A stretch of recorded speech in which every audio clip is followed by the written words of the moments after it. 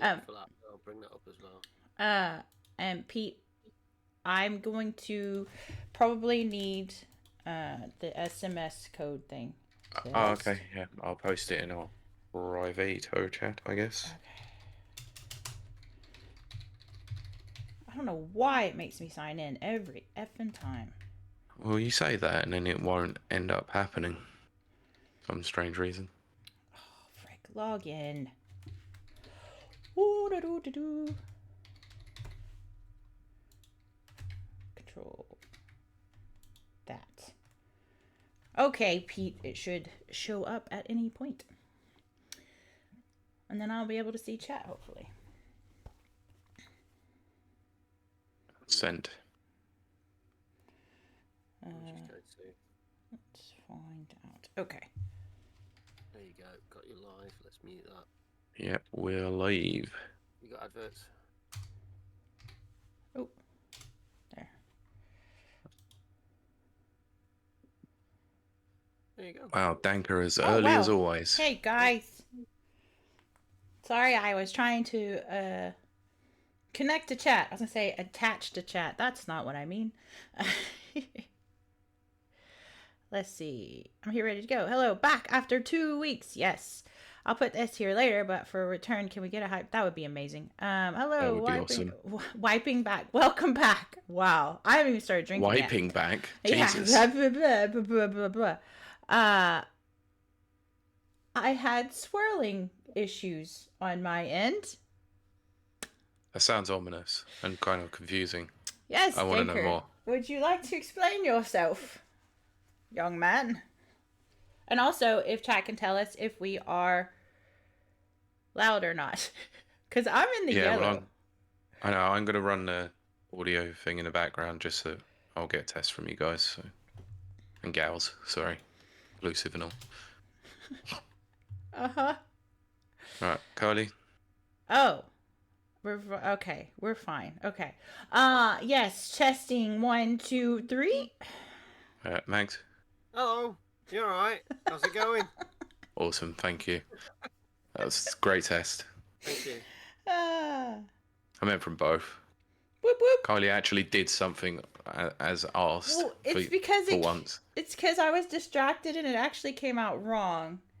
So I messed up the joke because I was distracted. Oh, was you trying to do the testes thing? Yes, I was. Yeah, okay, of course you were. Thanks. Right, 2 seconds, guys. Yeah, I know my audio's going to be fucked. Okay.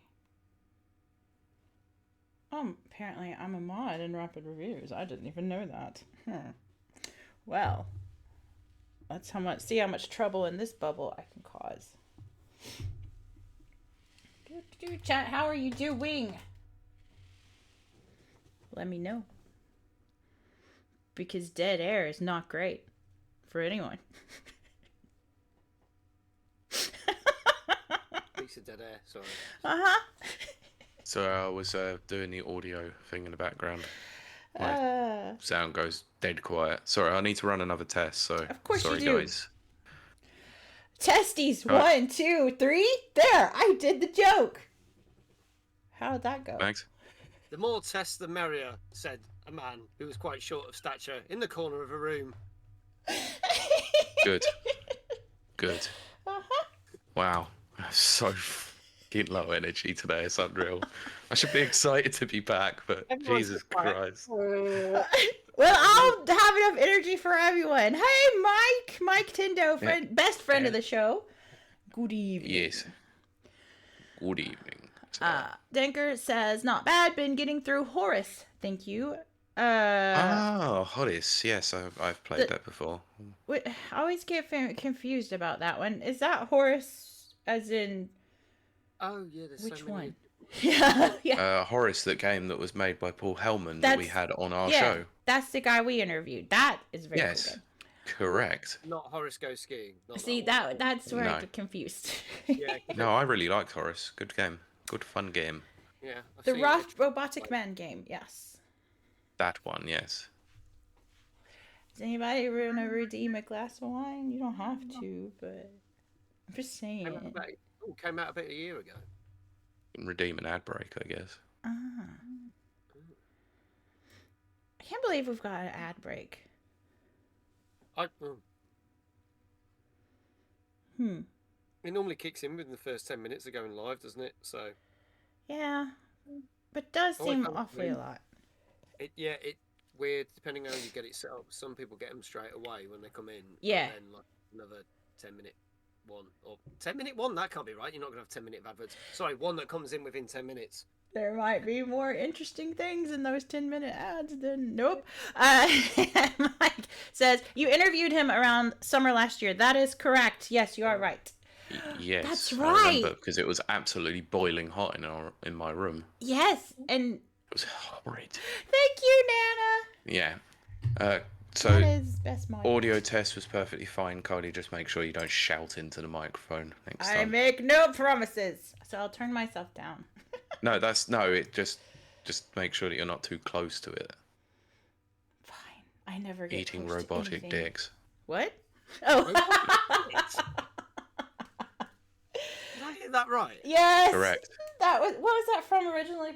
Family Guy. Family Guy? Does it look like I'm talking into a bunch of robot penises? That was it. That was it. Okay, so this is the line I'm having, but I can't pronounce it.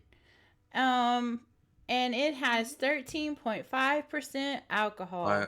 Sorry, I can't see because the light appears to be reflecting off it. Virginia. Virgin wine.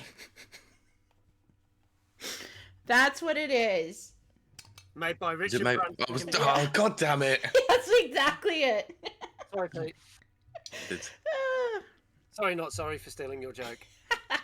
I mean, it was a shite joke anyway, so someone had to beat me to it. It may be a shite joke, but it was our shite joke. Okay? So Correct. All right, I'll give you that. Oh, now I've got the ads. So yeah, I've got the ads now. They're I need to sub to my own show. Yeah, is that a song? Hang on, let me see. Who's that advert for? Because if that is, it's quite. I can't see the ads, to be fair, because I thought it was for something that I was going to mention about Timeless. I was like, well, that's quite funny that the advert's for these people. But it's yes. Well, you've got a lot to discuss, I guess, with Timeless. We do. We'll get to that. We'll wait for the ad break to finish, and then we'll crack on. Tinker got a French one for Fort Boyard. I don't know what that is. We already content creator advert now for sport. I had a hair removal ad. Oh no! Is that? Oh, isn't it? That's a weird. Oh, it's an esports World Cup. Advert. Oh wow. Oh okay. Oreo ice cream. What the? Never heard of them. That's obviously new. Let's see. Will this episode be one and? I assume this is Nana's prediction. What does it say in full? Will this episode be 1.5 hours long? Answer 1 over. Answer 2 under. I say over is my prediction. Nana says I'm doing this prediction because Mags is here, so who knows how long this will be. Let's see. 2.5 hours at tops. So they. Yeah, we've allocated until 9:30, no later. And if it does go later, I'm logging off. Blame me. Blame Canada. Correct. Danker said, you see that lookalike I don't picture? like blaming Canada. I dropped in the Discord. That he's talking about Mags's Discord. If you're not there, you should be. I saw that. Yeah. That was so creepy when I scrolled down because I don't have my glasses on. And I was like, wow, Mags is being handsy with that guy. Apparently, there's that. There's a guy that works in a Morrison's somewhere down south that looks like me. And there's apparently another version of me somewhere up north that someone said, well, they thought it was me. And it was actually, they nearly actually went up to him and said, oh, Mags, and then realised it wasn't me. So there's apparently quite a few clones of me. Somebody, where is this southern Mags? I need to find this gentleman. Down Somerset Way, apparently. Oh, okay. All right. So nowhere near me the then. Morrisons of all things. I can empathise with how shite that is. Other supermarkets are available. Not in Northern Ireland. Also shite to work in. Oh, other career paths are also available. Not in Northern Ireland. Twitch streamer. Mike says 4 hours later, and he's not wrong. Well, he will be wrong because 4 hours later, and it will only be Kiley left. yeah. Kylie will be here. Be fine with me. Be the relaunch of Happy Hour, but just by itself. Just happy. No, I won't be happy. I mean, it was never an hour anyway. No. That was the joke, and I won't be happy because then Mags wouldn't be here. Let's see. Well, the funny thing is, I've never known a bar to hold a happy hour that actually lasts an hour. Yeah. If anyone, Yeah, I know. please let me know because I don't understand it. Yeah, I agree. And also, we're just going to brush over the fact that Kiley said she'll be unhappy if Mags is here, not here, but not me. I'm always Her unhappy. own co-host. I'm always unhappy when you're not here, Pete. I only just noticed that bit. Sorry. You're indifferent. You could choose to leave this if you have to. Which button do I press again? What was it? Oh, I meant Kiley. She could... Oh, me? Okay, I thought you were talking about Mags. It made more sense with Mags. Okay. All right, chat. I'm gonna give you maybe 2 or 3 more minutes, and then we're gonna launch into this thing. Hello to everyone in chat, by the way. Hello to Danka. Hello to Nana. Hello to Mike. Hello to Apop. Hello. I don't think I've missed anyone else, have I? So, No, I don't think so. I think that's everyone. hope you're all well. Bueno, Brentamente. I hope everyone can read my shirt. I know it's probably backwards. Oh, you're wearing the Rotterdam. Sweet. Oh, okay. nice. That's the Stream Elements one, isn't it? Yes, it is. Very cool. Cool. I will probably be wearing that in a couple of weeks because I've still not unveiled the goodie bag, which I'm actually going to do tomorrow night now. Because Yeah, save it for your own show. yeah, I forgot to do that last Thursday. I know, and I was looking forward to it. Mike says we need Mags to talk about TwitchCon. I will. Bless you, Mike. I will. Otherwise, we don't have a show. Not just Mags tonight. is talking about TwitchCon. Thank you very much. No. I was there too. I wish. I had I'd say more important things to do. I didn't. You Maybe. did not partake in the Twitch. The con of the Twitch. I mean, I would have gone if we would have actually been invited. You're always invited. You wouldn't have gone on this year. I meant us as an actual streamer outlet. The thing is, it's one of the few. Right, so I'll explain this now. It's one of the few gaming conventions where no press or anybody is actually invited.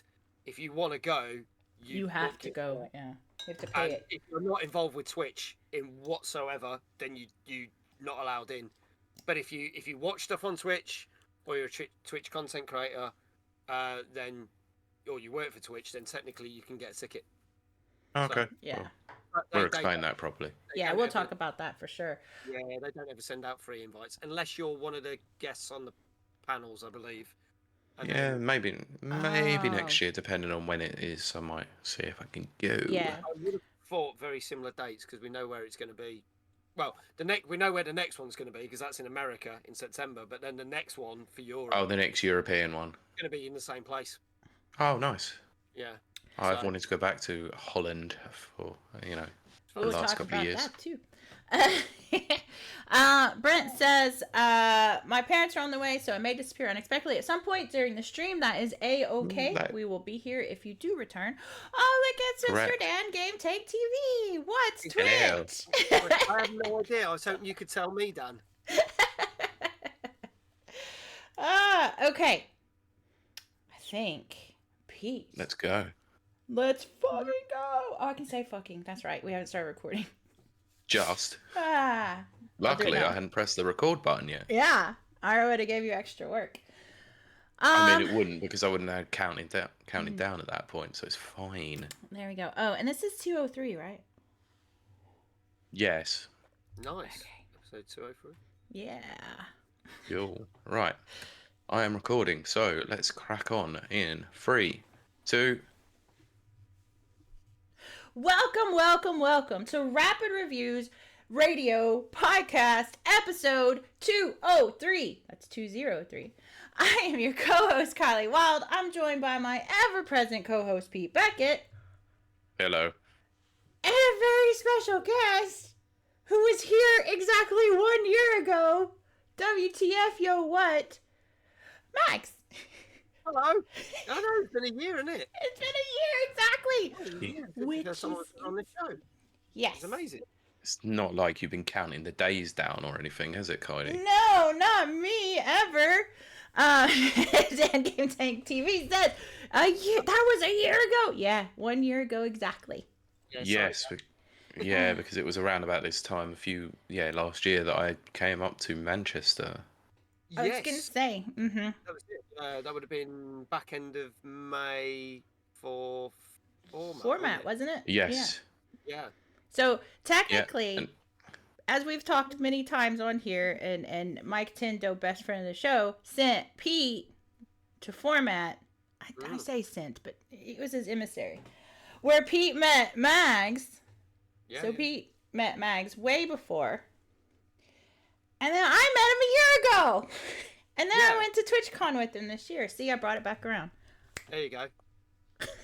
So what's the show going to be about today, then? So today's show is going to be about TwitchCon and Timeless. What's Timeless, you ask? Well, go listen to the episode 1 year ago. Duh.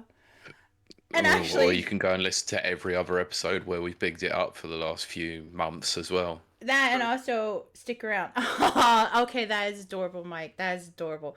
Mike Tendo, best friend of the show, says Mike Tendo 64, aka Gamer Cupid, which is adorable. That's correct.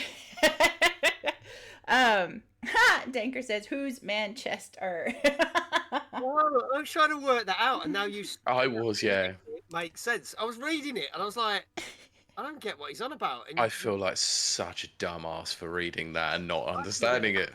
Charlie's the only one that understood it. I knew it. I was like, Clearly, we're on the low end of the intelligence spectrum. All I was thinking about was man's chest hair. And I was like, what? Why is he talking about man's chest hair? Why does it get all matted when you get a body part through it? Why are you talking about this? This is not TwitchCon. Maybe. No.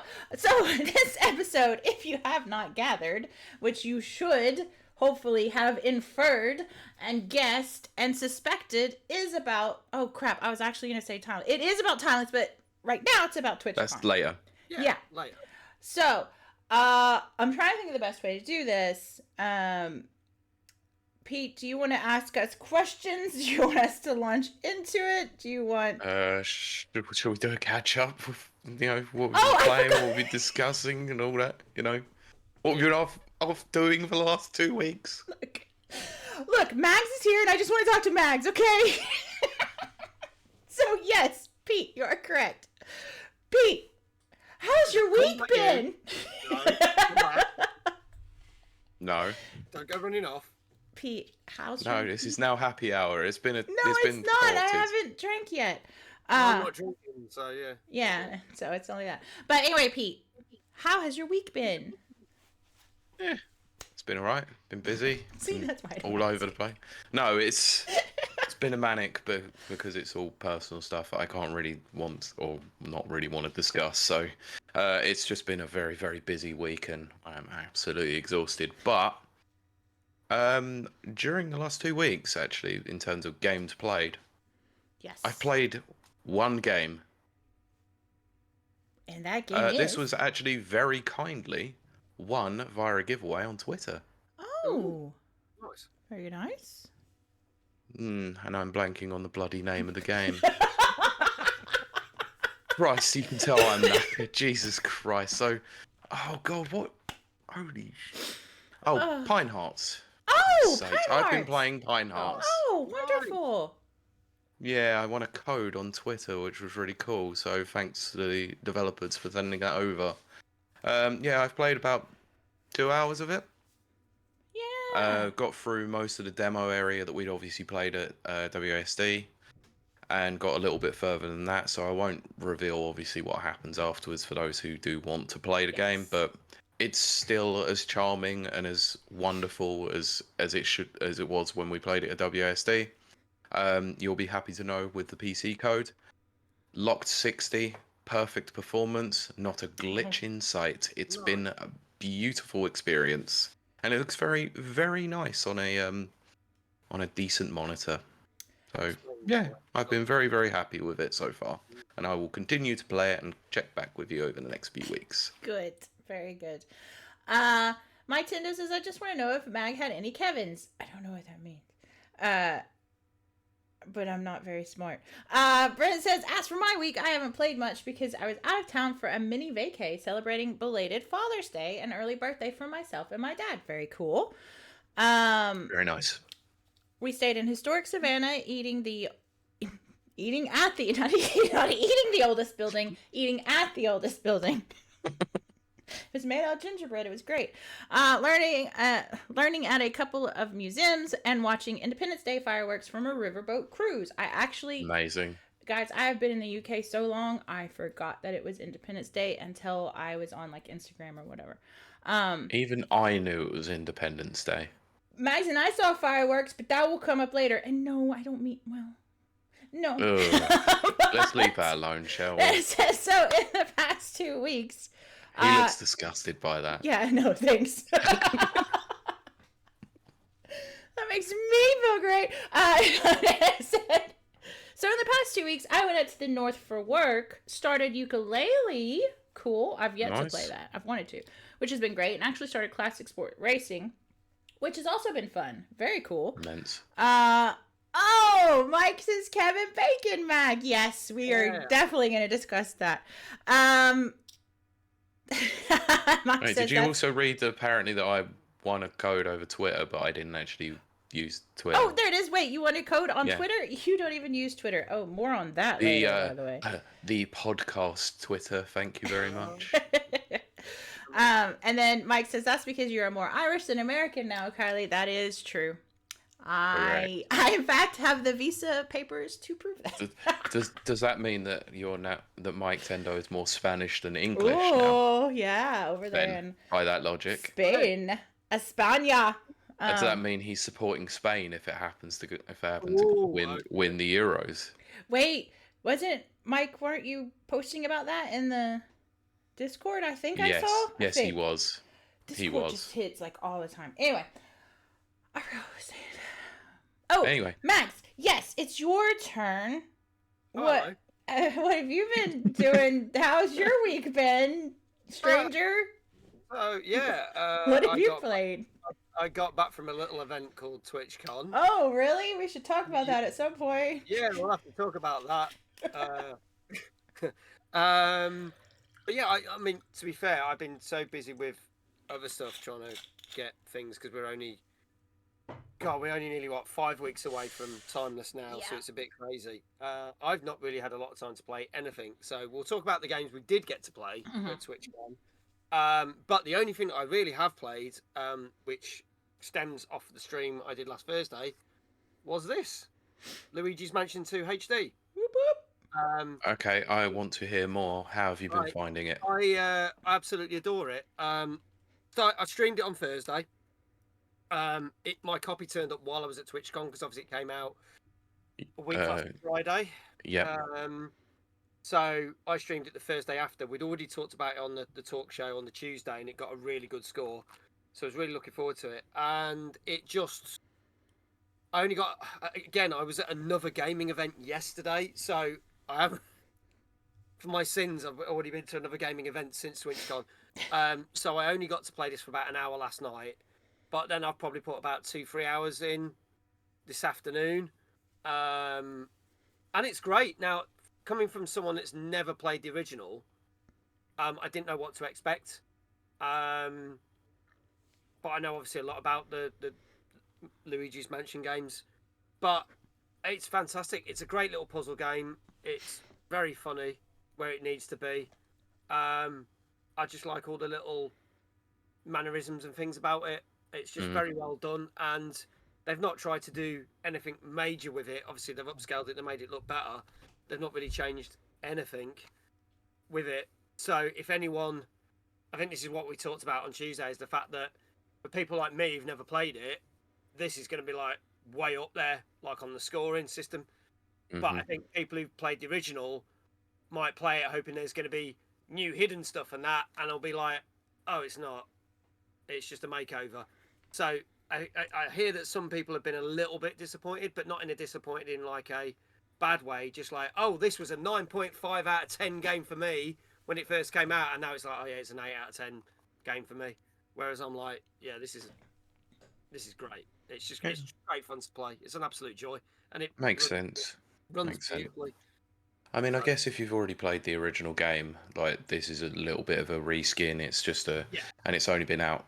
I can't remember when it came out on the 3DS, but I think from what I've also heard, it was a little bit more like it was a little bit more limited in the fact that it was obviously handheld, a handheld experience. It was more placated towards being a handheld experience with the level design and everything. It was, and it's funny how they've transitioned that over because it's quite funny because I've been playing it both on the big screen and on Switch portable, but it still has the things at the DS. So when you look through windows, you can move the Switch up and down as if you're looking through a window. So it's kept some of the little things, and there's the little jokes. So they've changed little bits of it. But yeah, I think also anyone who's played Luigi's Mansion 3 back in 2019 will probably find this also a step down because how involved that is. But for me, as a first time game, and I try not to play games that are remastered. You know, Pete at the start of the year was like, oh my God, why have they done Last of Us Part 2 again, remastered, blah, blah, blah. And I totally agree with that because they really shouldn't have brought it out in short space, but I'd never played it. So for me, that was a great experience. And this is the same for me, really, in that respect. Yeah. For me, it was the reason why I didn't buy it. I haven't played the original game, but I'm not the biggest Luigi's Mansion fan anyway. Yeah. So it was just, for me, it was just like, well, another remaster in a sort of lackluster Nintendo year for me. So it was like, didn't really feel like putting my money down on it.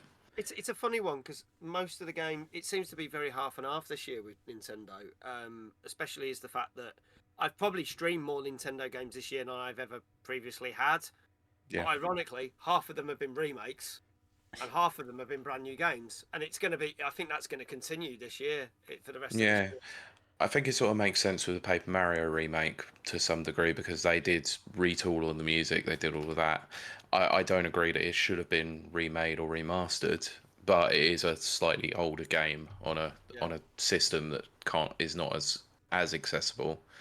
And the copies of the game go for a stupid amount of money these days, so it does kind of make it a little bit more accessible to those. So I can understand it a bit more, but this is less than 10 years old. I have to say thank you to Danker for the 1 bit. Can agree. Nice reskin texture, but it's better to have all the franchise on one console versus spread across many, which I do agree. So thank you so much for that. And then Nana says DS and Wii U stuff gets a pass in my mind because those consoles aren't supported no more, and the Wii U obviously bombed. It did. And then Mike says the level design is broken up into smaller missions, and it's a filler year, which yes, it is. It absolutely is. Yeah, it definitely is. The one thing I will say is because not being used to it is it keeps pulling you back, and Mike's right. It keeps pulling you back into like this hub area where you speak to like the professor. And I was a bit like, oh well, this is weird because it doesn't let you go back and explore. But then I'm very wrong because it is that sort of almost like a Metroidvania thing because then you get more abilities, then you go back. And I realised, yes, you then go open more parts of the mansion, but if you go back to old parts, you can unlock other stuff in bits you've already been. And I was like, oh, that makes you want to explore more and cover it more. It's the collectathon style of the game, I guess. Yeah.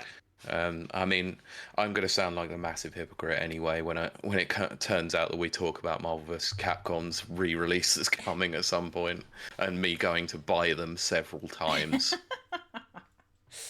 I'm a Capcom shill, all right? We know it. We have a Capcom story for you later. Oh, yeah. Good. Kylie, how's your week been? Played anything?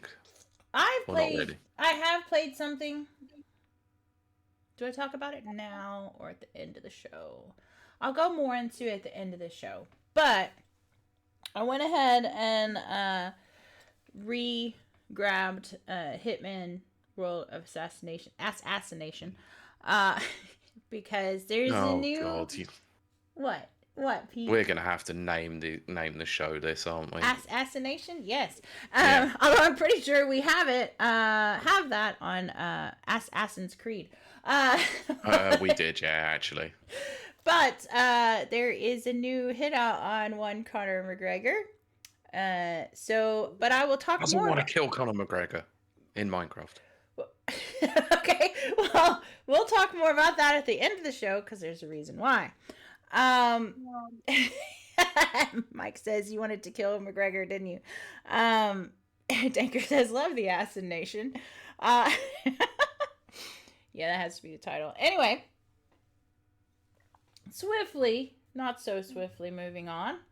And if anyone wants to redeem this glass, hey, it's empty. But sakes. I know, I'm supposed to be sipping this 13% volume by volume. Chug. Sipping, chug. what's that? But I'm not sure how we're gonna do this. Pete, do you want to? Thank you, Mike. Do you want to intro TwitchCon or? I guess I can. Okay. So Because let me tell although the audience, you know about it more than I do. Let me tell the audience what happened this week. We've said this before many times. In America, Sunday is the first day of the week. In the UK, It's not. Sunday is the last day of the week. So when Pete says next week, I think he's talking about this Sunday, as in today. But he's Yeah, not. she thought I was away still. Yeah, so I was very confused. Well, no, I wasn't confused. I thought Pete was away in Essex this week. That's not till next week. No, that's next week. So I did not prep as well as I should have. Because I was just going to coast. So... I'm confused, so if that helps. Look, sounds about normal for this show anyway. Let's coast on through. Let's wing it. Yeah. Anyway. All right, I guess our intro to some degree, and then I can ask some leading questions. I was going to say, or I can ask Max questions, which would be weird because I know the answers to them. But it'll be brilliant because then I'll just be sat there saying absolutely nothing for the rest of the show, and I'll just be sitting here going, yeah, cool, sweet. That's not fun for anyone. So yes, Pete, go for it. I guess, and please correct me if I'm wrong in my information here. TwitchCon was held in Rotterdam, in the Netherlands, or Holland, as some might call it. Yep. And I believe the event was the 29th and the 30th of June. Yes, it was.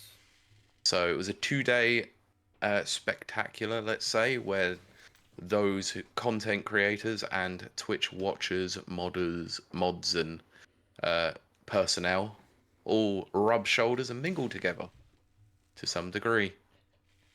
Max, would I be wrong in thinking any of that? No, you have got that hit the nail straight on the head, Pete. That's exactly what it was all about. Sweet, I clearly did my research. Excellent. So, the leading question to Kiley to start is, how was the event? I could go with the sarcastic answer, which you all want me to do, or I can defy expectations and go with the real answer. Go sarcastic and then go actual genuine answer afterwards. It might get me banned off Twitch. So Mike says, were there any hot tubs? Only in my mind, Mike. Only in my mind. No, I do have to say first though, me and Max also had to travel very, very far. Yeah. Is far the right word?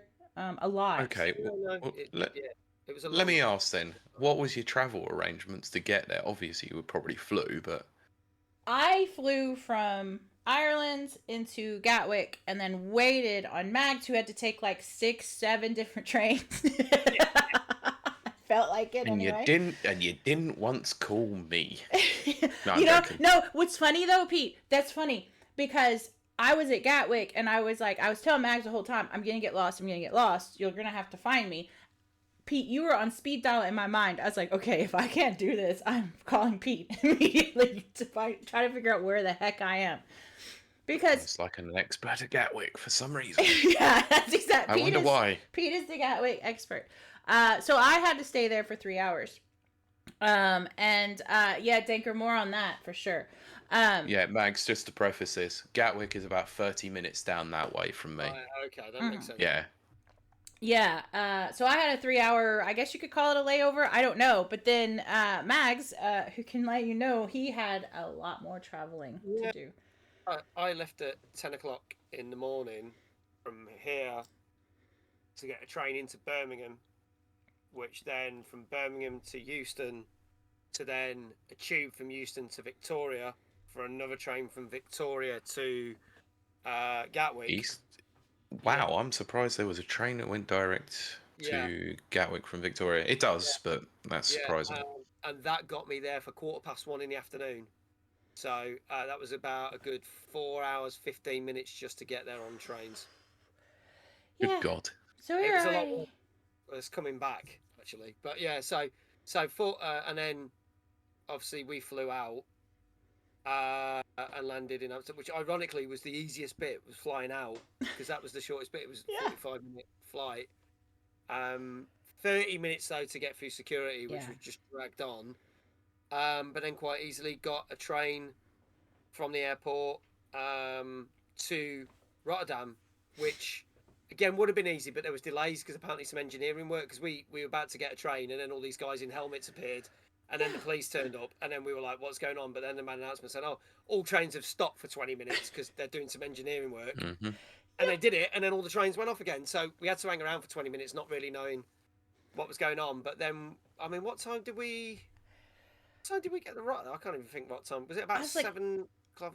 I think it was a little bit closer to 8. 8 o'clock, yeah. Yeah. So we left around 7. Yeah. Yeah. Yeah. Sorry, just I want to call attention to this comment that Mike Tendo has made. Wait, does anyone get the reference? Yeah, I do. Yep. Thank goodness. What I'm going to say is, do. That's all I'll say. Yes. Yes, and he's now chased it up by saying it's a little bit of Beautiful South for you. Yes, it's true. I grew up with that band. I think everyone in our age bracket did. Well, my parents are huge fans, so when we do road trips, it was yeah. Do you know what? I'm gonna say this. The only thing that's really funny is while we were away at TwitchCon, obviously Glastonbury was on, and I have seen nothing of Glastonbury. I've heard nothing about it. The only bit of footage I saw randomly that popped on my Facebook was Paul Heaton's performance. Excellent. Beautiful South songs. And he even amazing. Did, Happy Hour, and he got Norman Cook to come and play bass on it because obviously he was in the House Martins. But that is hilarious that obviously we've made the joke about the Beautiful South, but that's the only thing that I've seen. You couldn't tell me anything about Glastonbury because I've heard nothing. But that's just going off on one. You're not missing much, to be honest, apart from Avril Lavigne basically completely killing off one of the stages. Oh goodness. What there were people being turned away from her performance because it was so popular. Oh wow! Yeah. Wow. I did read a news report about Russell Crowe's performance apparently at the Acoustic Tent. I didn't hear about that. It's the only thing I know about Glastonbury. I couldn't give a flying monkeys about Glastonbury. But there you go. Anyway, so we digress. We got there. So the travel, it was a lot of long hours. Mm-hmm. Ironically, the flight was probably the easiest part of it, really. So, where did you fly into? Amsterdam. Oh, okay, and then took the train down from there. Yeah. Double-deckered train? Later on, we did experience that. Yes. The double-decker trains are awesome. They are really cool. Oh, it's very strange. Never seen that before. Which is surprising because Amtrak trains in America. Yeah, but Amtrak's up north, not in Texas. Fair point. Yeah, so we did. We got to Rotterdam, got settled in, and it was fine. Then Max and I had to 2 days of holiday and stuff like that. And then it was time for actually Friday we did badge pickup. These wonderful things. Yeah. So we probably should say about the whole transport system in Rotterdam just generally is insanely better than anything we've got over here. Yes. So talk us through it. Obviously, so you have a whole day just for collecting your badge. Yeah. So what's because there's thousands and thousands of people that go. Mm-hmm.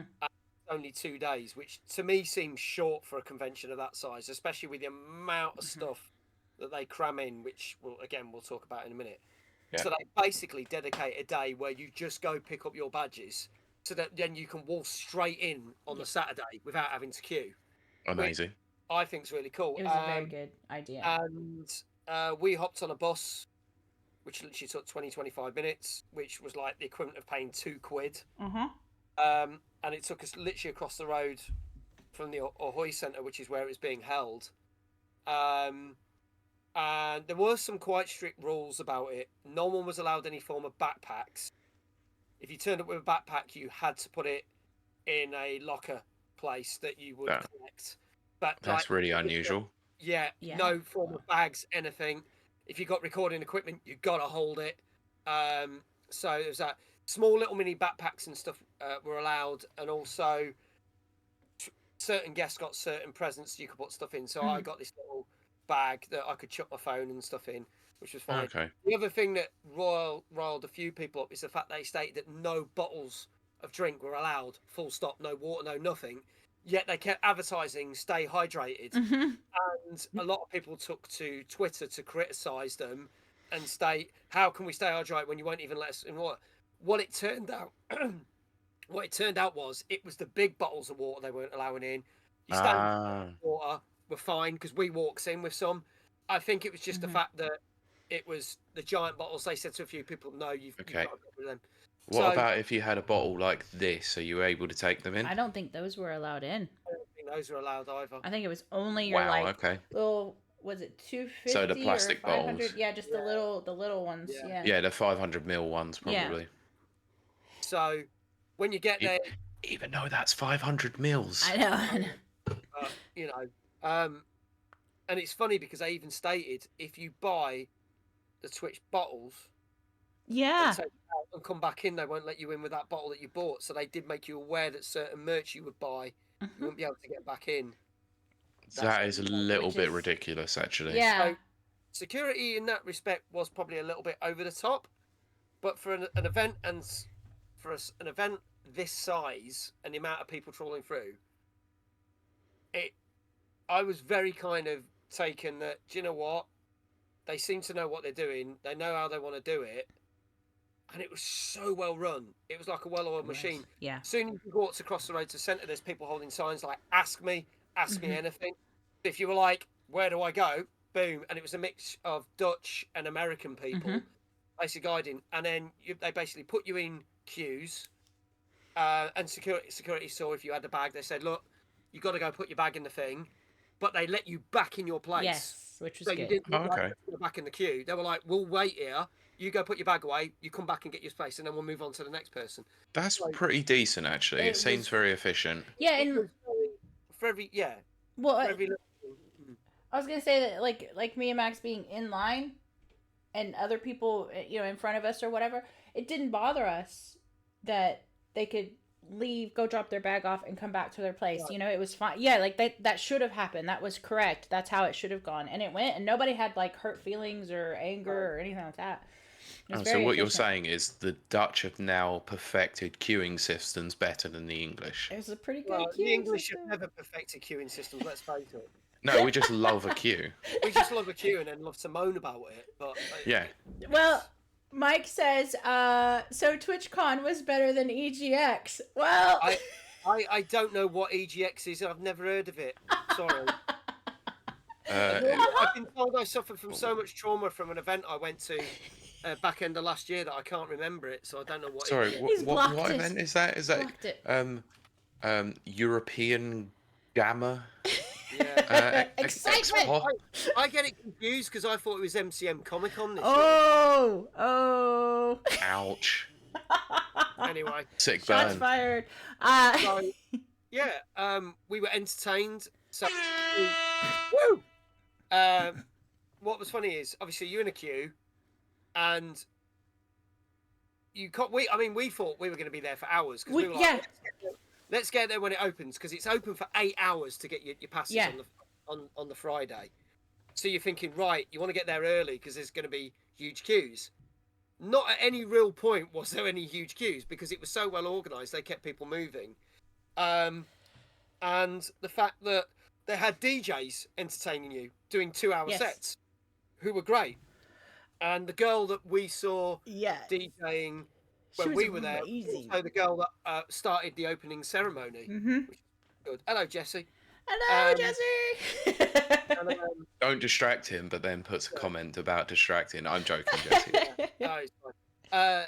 So we literally got through, and then they did the security things where you go through the things, security scanners, and then you get into the first hall, and then they split you into. Yeah, we got separated there. You basically are either affiliates, partners, guests, community. That's what they call guests. Oh, okay. And then other things. And you get into different things. And again, my queue was quite quick.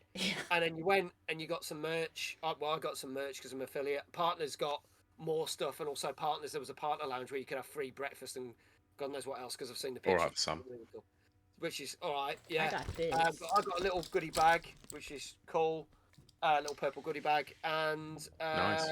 The day after, managed to get a set of really cool sunglasses, which ironically were made by the same people as the Sonic Frontier glasses. But that he was wearing at the same time. Yeah, I was wearing both, so it's quite funny. But yeah, so you literally did that, and they asked you a few questions. It was a bit like being at passport control. Then you had to show some ID, and then they did that, and boom, and then you were out, and you were out the building, back into like the big courtyard, and then they had a mini merch pop-up stand. And that was it. And we weren't even there for half an hour. No, not at all. Yeah, because I think it opens at 12. We got there just before 12:30, and we were in and out. No pun intended, Danker. And then we were free to walk around, and I think that they had the big duck set up. Oh yeah, they had the big giant duck there. Yeah. A few other things were popping. But that's the big signage. Yeah. The signage was great. I mean, as a person who works in media printing, I was like, they really had taken over the whole convention center, like from just to, like the fact that they'd glazed over all the windows with their branding on the outside and the boards to what they did inside. It's like just that alone, not even considering the AV aspects of it, which we'll talk about. Yes, which I cannot wait. You'll get to prepare it all. Had to. Yeah. Yeah. Okay. Mike says, "What the duck?" Exactly. Yeah. So this was the Friday, right? So just all your badge collection and all that. Yeah, that was just badge collection. Okay. So do you want to talk us a little bit more about obviously how it was run on the Saturday, like what sort of things were there to see and do? Yeah, go on, Kylie. I'll let you. Well, we got there. Big Jesse says, "I heard ducks. Now I'm excited." We got there pretty early. I think we got there like just as it opened. Yeah. Oh, That's yeah, because typical for you both. Well, yeah, because the opening ceremony, which I was like so psyched about, started at 10. Now, I will say this. They did have and this is not a criticism, it's just a kind of observation. They had a little bit of time flow problem. Yeah. I don't think they quite anticipated the length of the opening ceremony. So we got there fairly early, but like right as the opening ceremony started. So we got in, we got seats. Unfortunately, here's what I was sad about. Now, we got there early, but we didn't get there super early like the crazy people did. So they all got like there was a catwalk, and so they all got to sit in that mosh pit catwalk area. Okay. And they all got free posters because of it. All signed. There was 100 limited edition posters created by a content creator, which they unveiled an official poster. Yeah. And they all had them under the seats. And they said the people in the 100 seats around the catwalk who got in first, you've just got a limited edition poster. And they were selling those £26. Yeah, which Jesus. is insane. Look, it was a nice poster, but it wasn't that great. And let me just say this. This is just me. This reflects no one else's views or opinions. But this shirt I'm wearing is from Streamlabs. Shout out Streamlabs. Wait. Yeah, Streamlabs. I had to wait for a second. And I'm sorry, but this art, to me personally, I preferred it over the poster and the other t-shirts. That's just me. And guess what? It was free, which is probably influencing my like of it. Look, things are always better when they're free. I'm gonna say it. That's true. Danker says sometimes being early is an advantage. This is true. But holy crap. And I will let Mags continue and like expand on this, because I asked him about this. The AV setup was out of this world. I don't know how many of you might have streamed it on Twitch, because it was actually streaming at the same time. In person, holy crap. It was absolutely impressive and absolutely astounding to me as just an observer who doesn't know that much about AV. I know about print media. I don't know that much about AV stuff. But Mags, yes, if you want to talk about that. Yeah, so obviously we got into this first auditorium, which is like the first big room that you've got, and it seats a couple of thousand. Yeah. That's no joke. There was a couple of thousand people in there. As Kylie said, the timing things was a bit off because they opened the doors at 10. The opening ceremony was 10:30, and I had a 5-minute countdown going. But when it got to 0, the 5-minute countdown started again, which was a bit weird. It was very weird. But it filled up very, very quickly. But the fact that it was a huge stage, we're talking, you basically, back in the day of E3, when you went to see the Xbox showcase or anything like that. Yes. Oh my God, it was like that. It was like huge screens, lasers, smoke, giant video walls. It's very cool. And everything was so slick. We looked behind us, you could see the auto cue for what they were saying.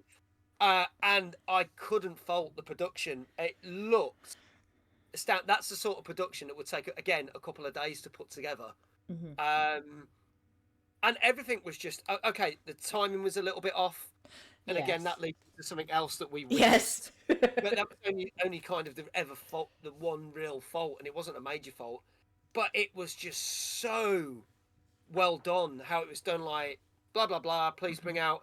And I know Pete's going to hate me saying this, but it was as smooth as anything like the Game Awards or anything like that. The way it's very slick, straight into the next thing, next person on stage, blah, blah, blah, blah, blah, cue the next thing. Then they show some videos.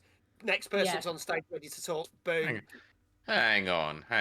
We were expecting You seem Jeff to forget Keighley. that I actually gave Jeff Keighley credit last time we spoke about it. So yeah, but for the Summer Games Fest, yes, but we're talking about the Game Awards. So Yeah, The there Game you Awards, go. No, admittedly, yes, everything is smooth running when it comes to the Game Awards. Yeah. It's probably the only positive I have about that show. It's like, Until someone gives an 8-minute speech. yeah, I know, which luckily didn't happen this time. At the thing. Everything seemed to be on point, and they got a number of other content creators on. They did their bit. They were off. People applause. Straight on to the next bit. Right, that's your 2 minutes about AV. Off you go. Cool. Nice. Cheers. I'm joking.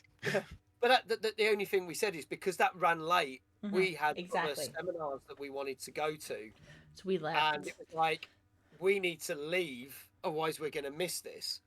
And the funny thing is, 5 minutes before we're about to leave, they bring on the head guy of Twitch. I know. Who's about to unveil all the new things that are coming. And we had to go, shit, we need to leave this. Right, I've just sworn.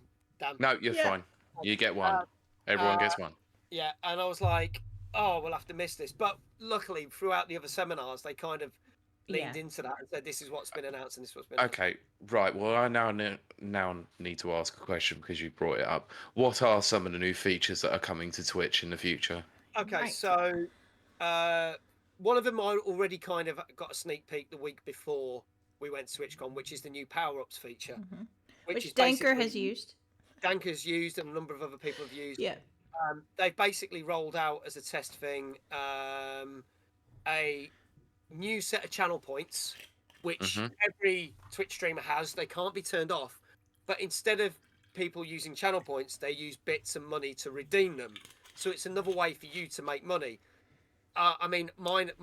I had mine running the week before we went, and I think they're set at like 30 pence, 40 pence, and 50 pence. That's the equivalent. Okay. And it's just silly little things like highlight my message, but with a nice swirly banner. Oh yeah. I have seen this now. My emote, so the emote takes over the whole chat Mm-hmm. and other things. But they're going to roll out lots more of these. So they'll be mixed in with the channel points. So there's going to be some things that you just use your channel points and some things you can use bits.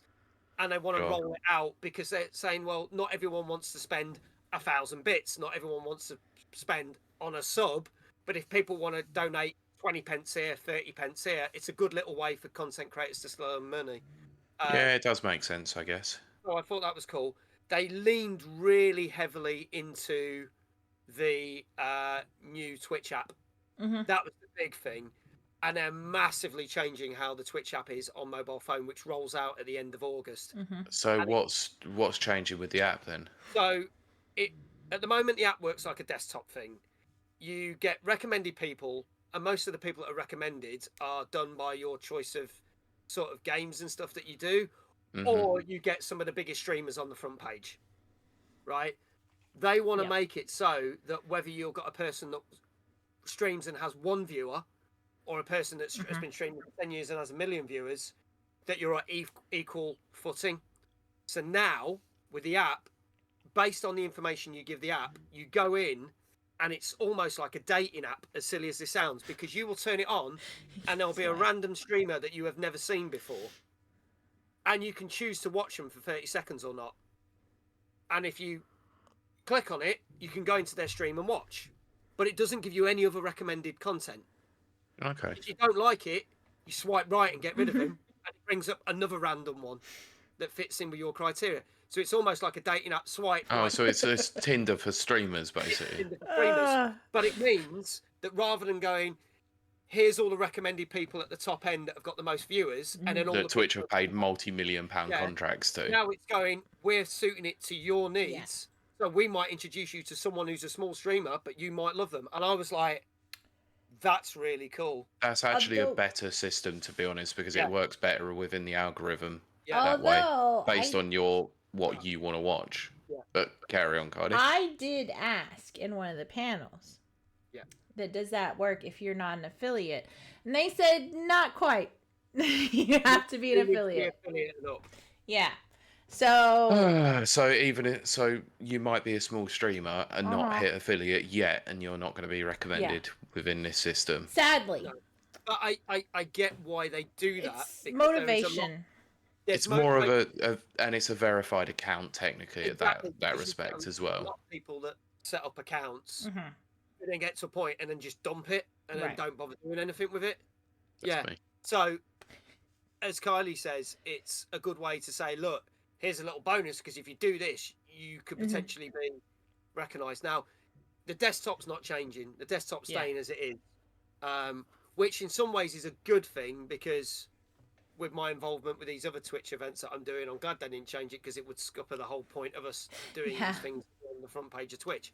But they leaned heavily into the app. And then there's a few other little bits and pieces and tweaks that they're doing and rolling out over the course of the next 6 months. And there was other things that kind of were not new, but they were kind of saying, we are changing up a few things and how this works. Like the whole stream manager thing has already started to be changed. I have noticed it. Yeah, it's a lot easier to use and has better stats and better recommendations and will help people find your channel. The whole focus seemed to be, let's try and get more people to find your channel. Yeah. And they concentrated on short form content offline. Oh, God. I know. This is the problem. Shorts seem to be taking over everywhere. YouTube's done it. TikTok's done it, obviously. But I think that's not what Twitch is necessarily for, is it? I personally agree, but we went to a couple of panels, and it's inevitable that is the way it's going. So we have to learn. Yeah, because kids don't have an attention span beyond a minute. I mean, I don't either, but but also, it's coming, and we have to learn to adapt and use it.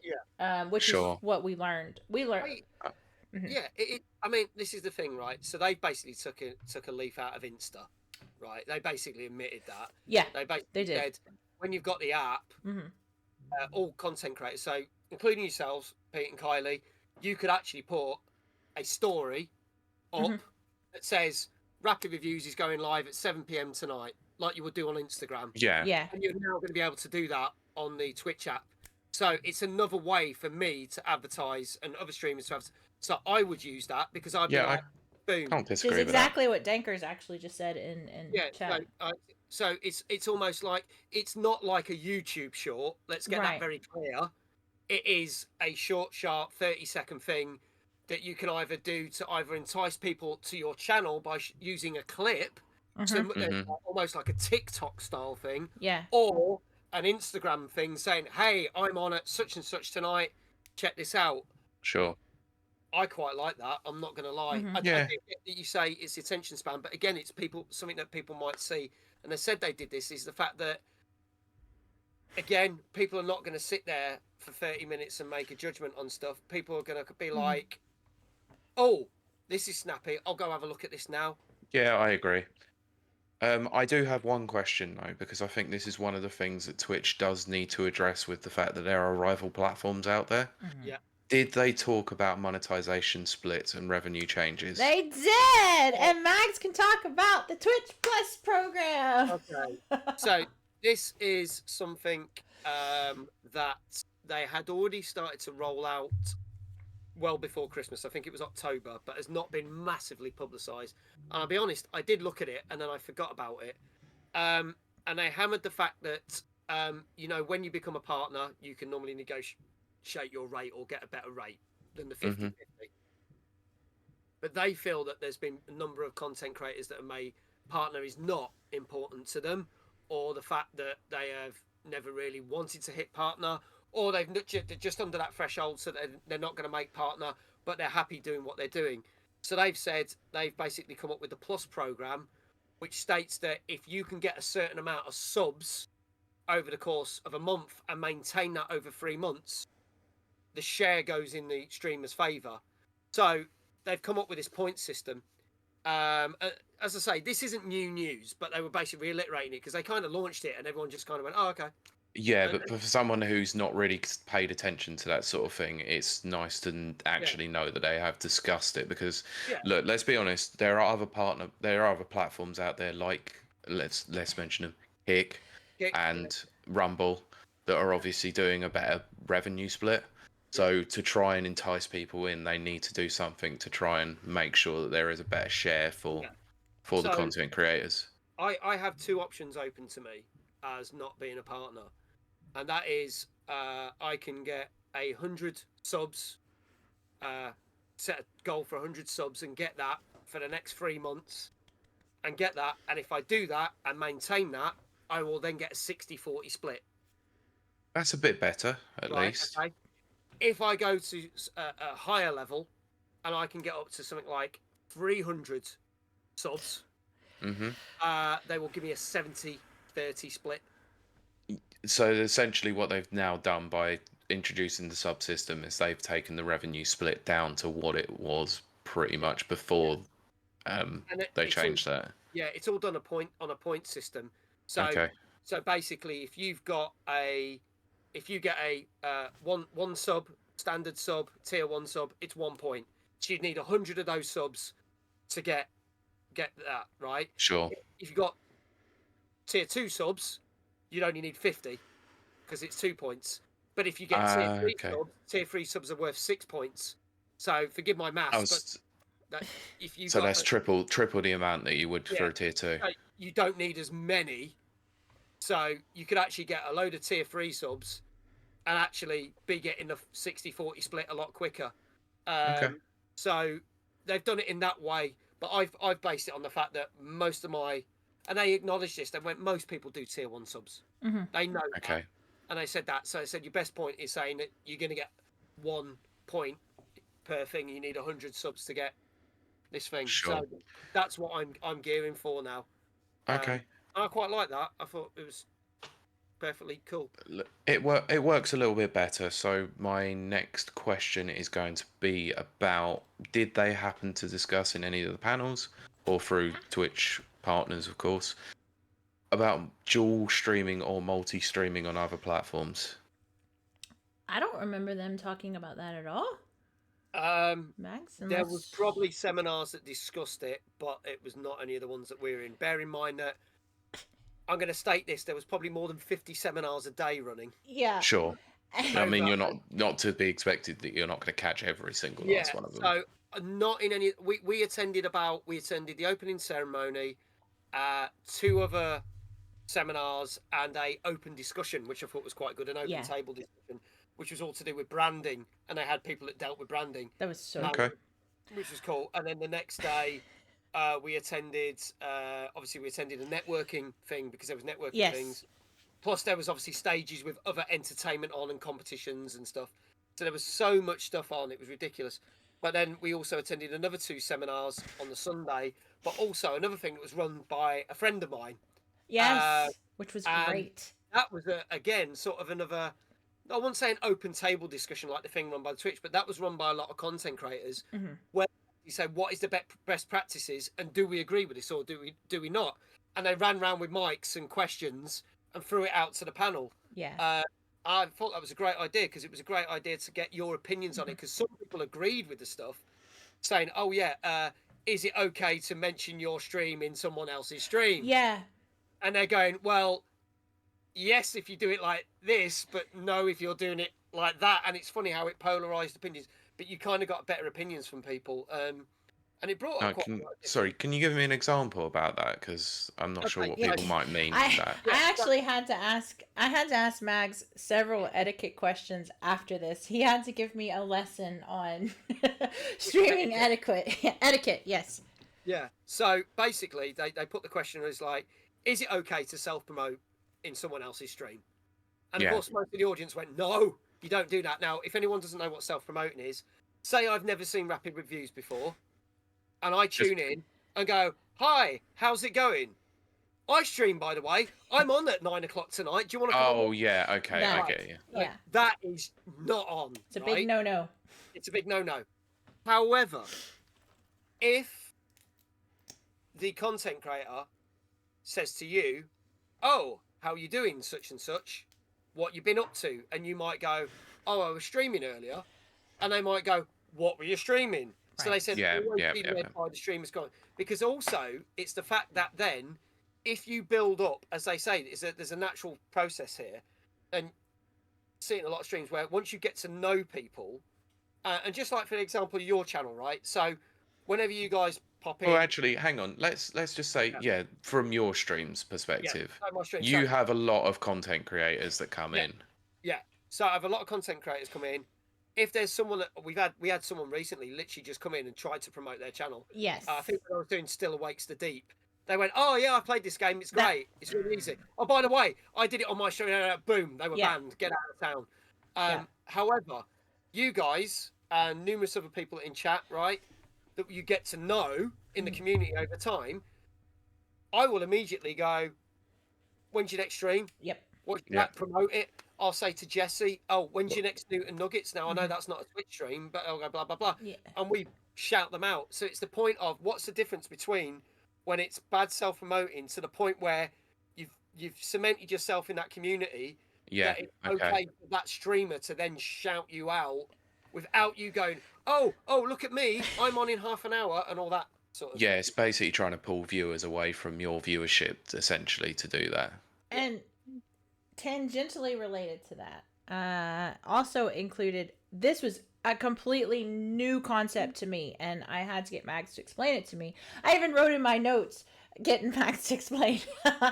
But I did not know that it was proper etiquette to use other people's emotes. Yes. In stream. That was a whole section that they approached. I never even thought of that. It was just like, oh, if you go into someone else's channel and are spamming emotes from another channel or using emotes from another channel, and have not been like requested, it's again classed as self-promotion and is frowned upon. Yeah, I get that. Whereas if it's part of a raid, if it's part of let's go emote only, I want to see everything. It's very different now. Some people were kind of like, but we get all those free emotes from Hype Train and stuff. Yeah, because they're official Twitch emotes, so you can do what you want with them. Mm-hmm. But if you've got, say, a certain streamer with an emote and it's got their name on in it, and you're plastering that in someone else's channel, that's frowned upon. Mm-hmm. So there was a whole sort of, and it's funny because then people were like, "This is what I'm saying." It was splitting the crowd because people were saying, "Well, surely we can use emotes," but like, yeah, but let's tell you when you're supposed to do it and when you're not supposed to do it. And of course, people are going, "Oh, okay," and it was just a very, very well planned session. So a big shout out to Dan for who ran that session. Hawkward. His name is Hawkward. A bit awkward. Yeah. Awesome. And he's still unwell. No! So that is something that we definitely need to talk about. Oh, the crud flu. Two things actually I was gonna say, and then that came up. There was one panel that we missed. There's a reason we missed it, but I'll save that for next. So apparently a lot of people, definitely not us. I don't think some of the people we knew, anyway, they came down with norovirus. Oh, Christ. Actually, it's quite a few that we met that did. So we were very lucky. I do say, I was joking, I think, with Jesse and your stream about how, like, Mags and I are both very, very, like, hand washers, almost obsessively. Like, anytime we're near a bathroom or a fountain or whatever, it's just like, hand washing time. That might have saved us. I don't know. All I know is, so I'll start with the food. There were several food trucks within the Ahoy Center. Yeah. We kind of stuck to the kind of outliers, mostly because obviously my diet's very limited, sadly, because I can't eat a lot of stuff. But I did eat some things I was not supposed to eat, like ice cream. But what I noticed about the ice cream place, Max, I don't know if you noticed, but one of the girls like climbed under and she got like this thing of water, of dirty water, and went and poured it out. I was like, I'm not sure. Is that what was spilt at that poor guy? Yes. I didn't see that. So there was this poor guy, and he stood there for like 20 minutes mopping all this shit up. Like he couldn't get it mopped up because it was basically continuously pouring out. Pouring out of the cabin or whatever it was. And so I was like, I still ate the ice cream from there. I'm not gonna lie, because I never used to eat ice cream. Yeah. It was okay. It wasn't as good as the zoo, but it was okay. And then, so like I said, we kind of stuck. We didn't actually eat very much there. We ate in other places, which is probably good. It was your typical. It was very overpriced food and drink. Very typical for any convention, really. We have pictures. Yeah. Okay. I can't hold it against them or TwitchCon for the prices. It's funny because it seems to be a standard fare at any event, really. Yeah. But it's funny because it was mentioned that a lot of people thought they got food poisoning before it turned out it was norovirus, and they were blaming the hot dog stand. Yeah. So, ironically, I had one of the hot dogs from the hot dog stand. And you're fine. I was fine. It cost €8.50 for a hot dog, which good point, Jesse. It was overpriced, but was actually good. But saying compared to Insomnia, where I paid £10 for a hot dog that was stone cold and horrible. Bearing in mind that I've been to Wembley Arena and I paid about £10 for a hot dog there. That was bang average as well. So. Well, Max was definitely telling me all about the Insomnia hot dogs. Yes, Jesse. Good shout. We'll talk about that in a bit. That's coming up for sure.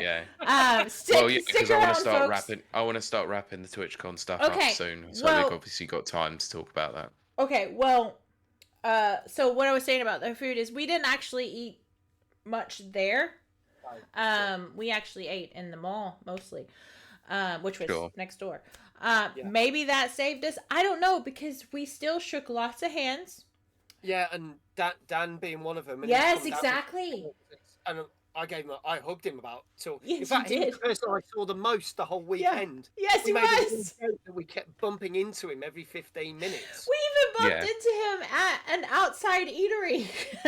Had nothing to do with TwitchCon. And then we walked in on the first day in a queue, And then he went in because he was one of the official guests. And as we walked in, we then bumped into each other again through different entrances. Yeah. But it's funny that I saw him the most, but he's come down with it, and he's quite. I think as of yesterday, I saw he was still quite ill. Oof. Oh, hits people differently though, doesn't it? I've known plenty of people who've had neurovirus before, and it's horrendous. It's very, very communicable. It's very easy to catch, and we were at the UK meetup.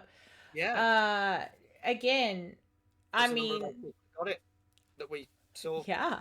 I'm not a touchy person, so I didn't really interact with too many folks touchy. But Mags is a touchy person. I was bugging people, shaking hands, and that. Yes, he was. And a few of them that got it. I think it was fine. So I don't know. I attribute that to my very lucky self. And then, yeah, exactly. Danker says, yes, I know, working in a school during winter. Yeah, exactly. So we were very fortunate. But Pete, now here's a story for you.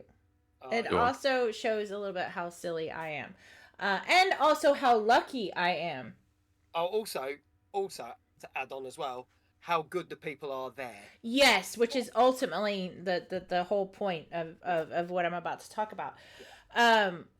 Brent says, it's my biggest concern when cruising. Norovirus. Yes, I've heard that is huge on cruise ships. More so than sinking, medical emergency, or COVID. Yes, again, that's what I've heard. So, Mags and I found the retro arcade area. Sadly, a few of the machines were out of commission. Which, again, unfortunately, it's always the way when... Yeah. Look, it's the way when it comes to retro gaming areas, because not all machines are maintained particularly well. Unlike Timeless. I was going to say, except for a Timeless, which we will be talking about. Well, it's almost like Timeless is a specific arcade that is dedicated towards that. They've got amazing staff that make sure all the machines are working at all times. And one of a very few, a select handful of people that actually know how to deal with, maintaining cabinets, including one of the guys in Heart Gaming down in the south. Very good. So, we found this. It was a great area. Like, we were both just like, holy crap. I mean, it was all the arcade cabinets I know that I grew up with. Yeah. Mags and I are very similar ages. So, yeah, it's just like, it was like the real deal. In fact, I think I saw Galaga right off the bat. And, Mags, what was your first one? I forget what the first one was. Oh, God. I can't remember what the first one was. No, I'm trying to think what it was. Because it wasn't Outrun. Outrun was later. Yeah, Outrun was later. Oh, did they have the Outrun had Outrun. cabinet? Yeah. They had the actual Outrun. I was like... Oh, what, the one that moves and everything? Well, the one with the steering wheel, the one that... Yeah, I mean, when you sit in it, actually... No, it's not the sitting one. No, the standing one. Oh, man. No, the sitting one is the best version. They're fantastic. I do freaking love Outrun. But anyway, yeah, Max was playing something I cannot remember. I don't know why I can't remember. But I was playing Galaga. I was annoyed because the button wasn't moving fast enough. And I'm really good at Galaga, so I was annoyed at that. But anyway, noticed it, saw it was great, set my phone down. I was like, oh, this is great. And then we moved over to Bubble Puzzle. Puzzle Bobble. Puzzle Bobble. I love Bubble Bobble, but Puzzle Bobble, which we Puzzle Bobble is fantastic. Yeah, Max beat the crap out of me because I didn't realize that every time he made a match, I got his dadgum bubbles on my side. It took me like 6 rounds to figure out that's what was happening. So he kicked my ass several times. And it was amazing. I think I won 1 round, and I think that's because he was distracted. Yeah, but then from there, that's when he went to Outrun, and I went to G-Lock, I think is what it's called. Ooh. But the one with the stick, which I freaking loved as a kid, and I just went to town because, obviously you don't need quarters for this one, or whatever you guys used in the UK. We used quarters. I don't know what you guys use. What, pounds? I have no idea. Well, it depends on, obviously, how old the game is. 50p's? I don't know. 50p or a pound or whatever. So I was, like, loving it, having the time of my life. Anyway, and then, of course, obviously, I was like, okay, I'm done. Because I have a short attention span. And then Mags goes, and Pete, you'll love this. He turns around and goes, oh, this is free. It was Cadillac and Dinosaurs. Oh, nice. Yes. One of the greatest side-scrolling beat 'em ups that Capcom has ever produced. You are not wrong. We sat down on that. Now, we had a panel to go to like half an hour maybe after we started playing. Yeah. No, you missed it. We freaking missed that panel. We were on Cadillacs and Dinosaurs for 45 minutes and completed the whole thing. That is no mean feat as well. That's not an easy game to complete. No, it's not. And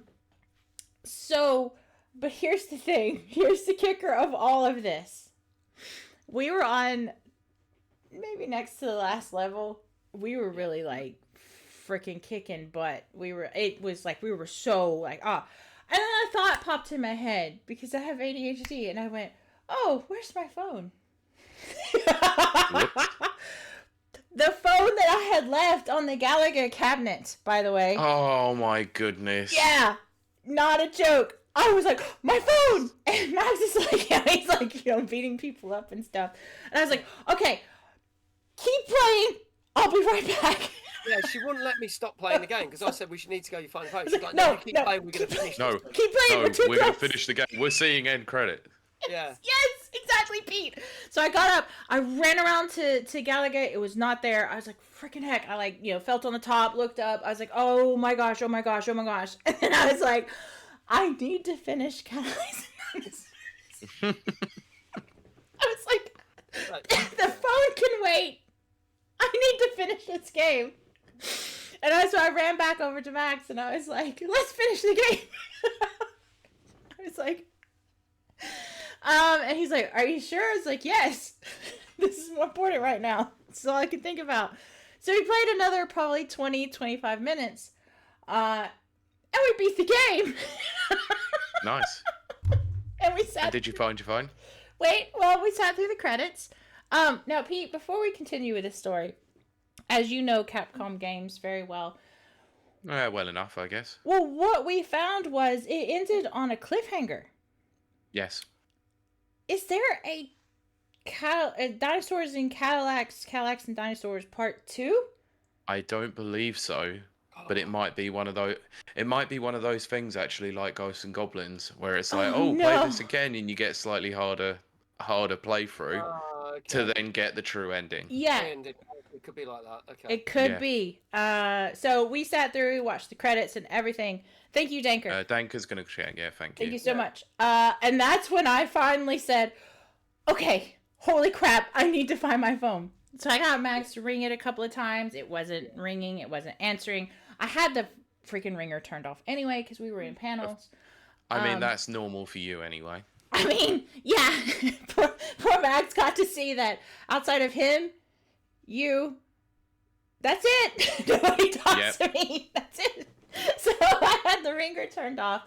And so then I still wasn't like panicking, but it still was like, okay, crap.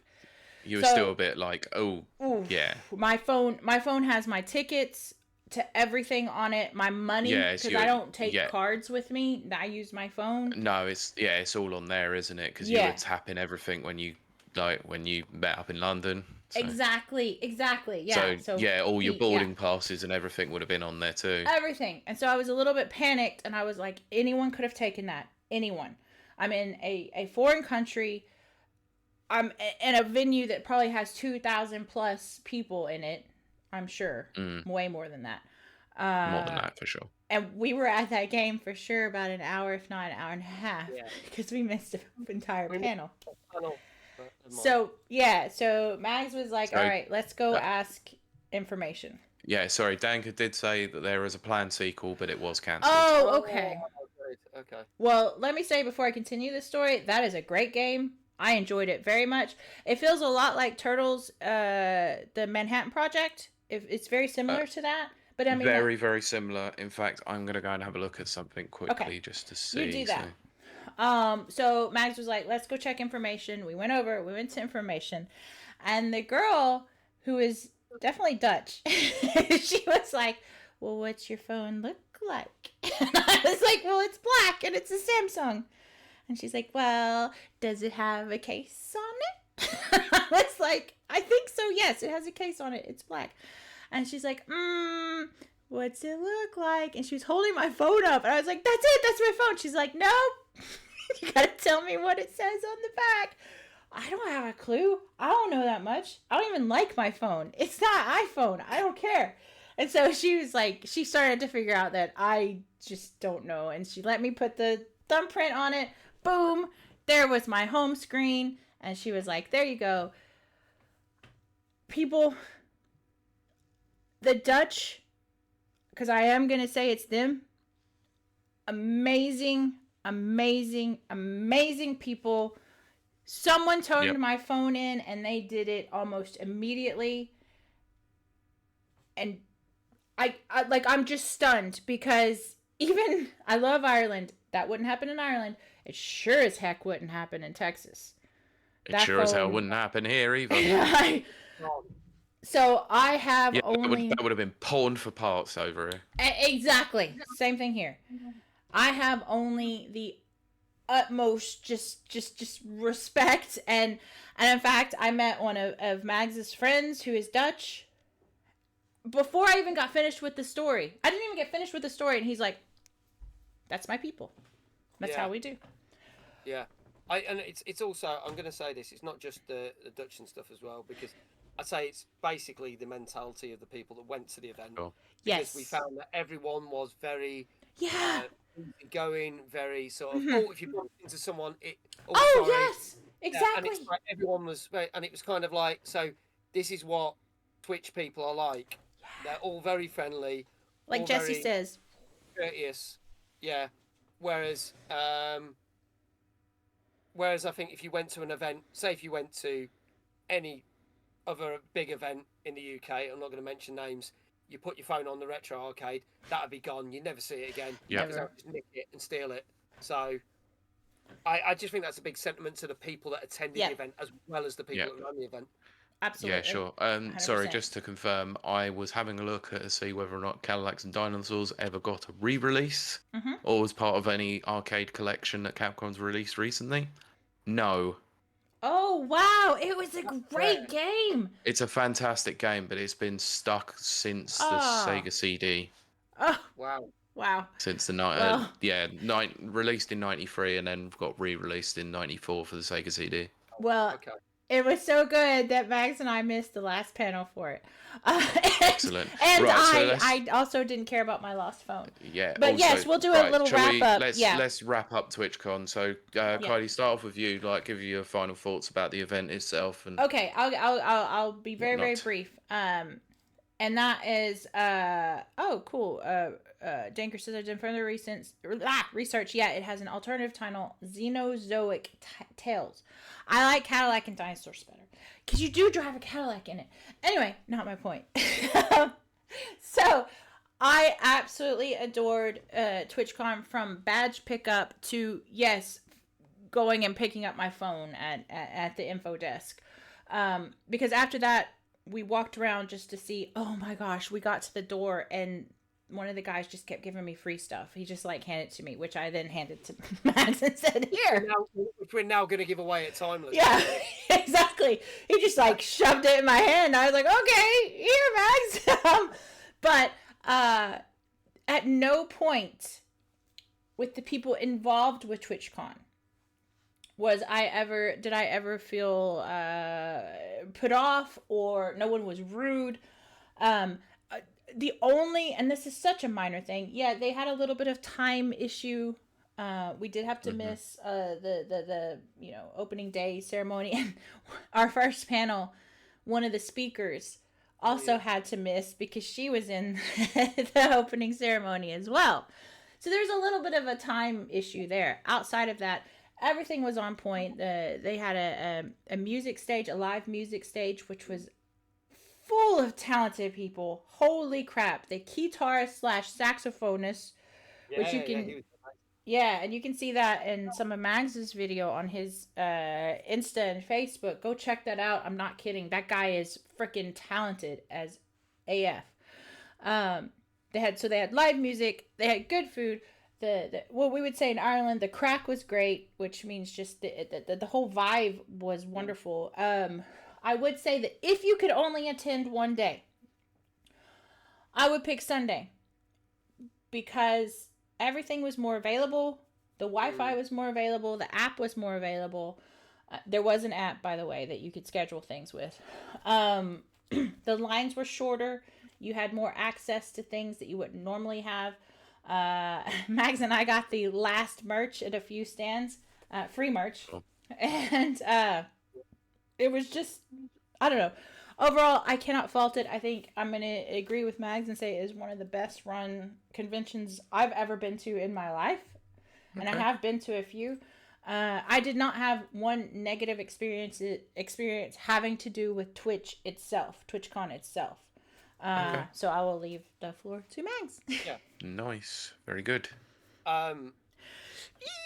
Yes, Jesse. Yeah.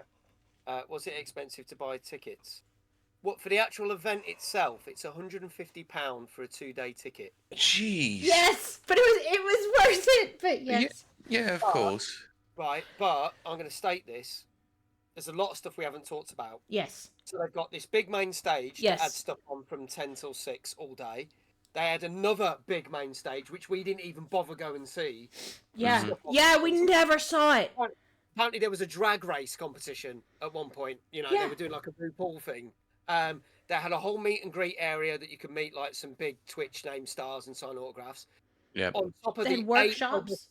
8 other stages upstairs with all the seminars and stuff going from 10 till 6. They had the live music stage, a DJ stage, and then you had the main expo hall, which we didn't even talk about. You had an area full of artists and people who made stuff. Yes. That you could buy. They had a lot of new games that are coming out. Stuff the new they were showcasing the new season of the finals. They had the farming simulator game, and there was a number of other indie games and big name games that were due to come out, which you could go and play. There was a number of experiences you could go and do and get involved in. They had a whole area for Lego building, a whole chess area, which I've never known to be so crazily busy. But it was. It was. It's mental, honestly. And chocolate. They had chocolate making. Chocolate making. They had which we didn't get to. Area just for big arena esports competition. Huge. Sponsored by tabletop. And then a tabletop area, and then also an area where they had all the companies such as Shure, Yamaha, Streamlabs, Stream Elements that you could basically go up to, speak, and not only get free stuff but get involved in. Yeah. But also, I wanted to pick a bone with a certain company because I felt they were good. And I went and spoke to one of their reps, and not only did they give us a load of free merch, which was nice of them, but I said, I've been having this problem with your piece of software. Can you explain it? And she was like, I'll look into it, and went into my account, and she was like, I can't explain why that's been happening, but we will look into it. And weirdly, after I got back, I started getting the things that I should have been getting for the last month. Wow, okay. Yeah, so they had direct access. Yeah. Which was good. So I was like, wow, okay, so just by speaking to some people on their stand, they seem to have sorted the problem for me. So fair enough. I do what Jesse says, which is, so my only thing is, I know they invited a lot of musicians to play on the stage, and they did. And they were expected to not only do it for free, but transport instruments, etc., at their own cost. I did wonder about the instrument transportation. Yeah. Okay, right. You guys carry on. I'll be back in a sec. Okay, let me state this. Certain acts that were booked to be paid and stuff and perform were covered. But there was this one music stage where it was basically a free for all. Yes. Where they invited people up on the stage. Yeah. And that is probably the one that Jesse is talking about, because the last big thing at the end was just a load of musicians who were jamming, and they just got people up to sing different songs and perform. So one, they're probably not going to get paid, and two, they've got to transport their instruments. So I would say that, but we did see other people that were performing that were getting paid, and not just on the certain stages and the main stages, but also on some of the certain stands, like Yamaha had different musicians performing with all the equipment by Yamaha. So I get it. If you were just going to turn up to like the free for all stage, as they called it, then you wouldn't get paid, because that's the point. It was like turning up to an open mic night. Yeah. That's the best way to describe it. Which, again, go check those out on Mags's various social channels, and you can also hear me singing Country Roads. Oh, Country Roads, yeah. I'm singing Country Roads. Yeah. It's quite funny. Yeah. Also, blaring that out. But that was fun. That was a great way to end the thing. It's a nice way to fit it. And oh, wow. None of the security were over pushy. No. I was at an event. There was an event, I won't say where it was, locally to me. Mm-hmm. And the security were trying to shut down the event half an hour before. And apparently there was an issue the day before. I had some colleagues and friends about it, and they said like they nearly shut it down an hour before and trying to push people out the door. Whereas we found that this was like, this finishes at 6. Uh-huh. And they easily, gently push, like not push people out, but like they started to close things down at the time it was supposed to close, and they moved it, like people into certain areas. And this band thing was going on later. Didn't shut it down. They were like, no, let them enjoy it, and then we'll go. And it was just all done in a very friendly manner. Yeah. Which makes me laugh because again, you go to an event in certain events in London, and you're like, oh, you've got half an hour to the event goes. No, you're not. You're not coming back in. Yeah. Yeah, you're allowed to come back in. It says on the tickets, and like, we don't care. Yeah. Well, had that at certain events. Will was actually working on one of the stands at a certain event, and he went to the toilet, and then they wouldn't let him back in, and he was like, "Yeah, but all my bags and stuff are there." Oh, that's not cool. Which is it's ridiculous, but so they seem to be a lot more. But I think again that's because the security measures were so high because no backpacks were allowed, none of that stuff was allowed. So that's why they were very more relaxed in. Okay, the event's finishing. Take your time to meander out, not shoving you out. Yeah. But, Now I did like that very much because yes, I mean at WASD I know that they had a job to do, but we were kind of pushed out 30 minutes before. Oh, that first day particularly was quite bad, wasn't it? Close it down. Yeah, I had to, in the middle of our podcast, I had to say, oh, we're getting the signal to close it down, but it was 30 minutes before. Whereas with TwitchCon, I didn't feel that pressure. They were still just like, do you think that's more of a Dutch sensibility because they're very relaxed generally anyway? I think so. I mean, I can only say that I met Max's friend and then the few people at the TwitchCon, and I guess the people at the hotel. They seem very laid back. Yeah. So, yeah.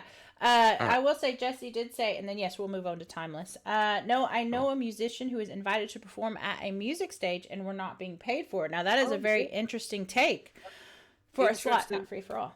Mm-hmm. See, that's interesting. That surprises me. Yeah. I know that certain musicians were paid, so I wonder what on earth happened there then. Yeah, I'm curious too because I don't know. Again, we don't know what the people on the panels were compensated with. Maybe it was free tickets or whatever, but it seemed pretty like people were happy to be there, maybe I'm kind of projecting my own thing there. I don't know. I just didn't get any kind of like negative feedback at the time, which, maybe afterwards people have thought about it and went, oh, well, this was crap. But no, go ahead. I was going to say, the only minor negatives, and again, it doesn't really come down to the actual event itself, were yes, the food was overly priced. I have to say they took the mick with some of the hot drinks, as Kylie discovered. Yes. So Kylie was like, let me get you a cup of tea, because we've just come out of the thing. And then she got this thing, which cup is about that big. Like we're talking about, ridiculous. Those things that you put like some pills in and swallow? Yes. Yeah. Like, you have at the dentist to rinse your mouth out. Oh.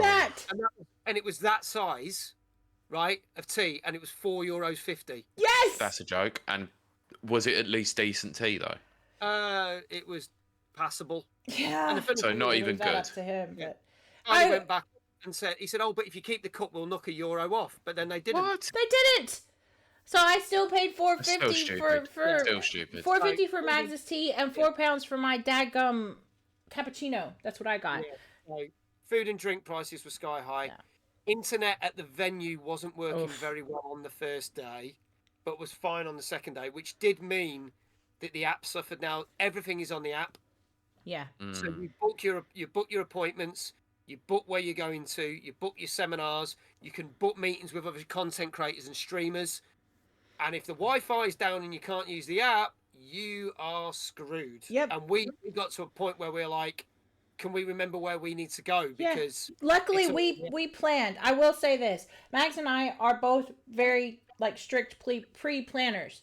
We had everything planned down to the last second. Yeah. Not everybody's like that. That is a special breed of people. So if we hadn't done that ourselves, we would not have known what was coming up, where we needed to be, what time it was.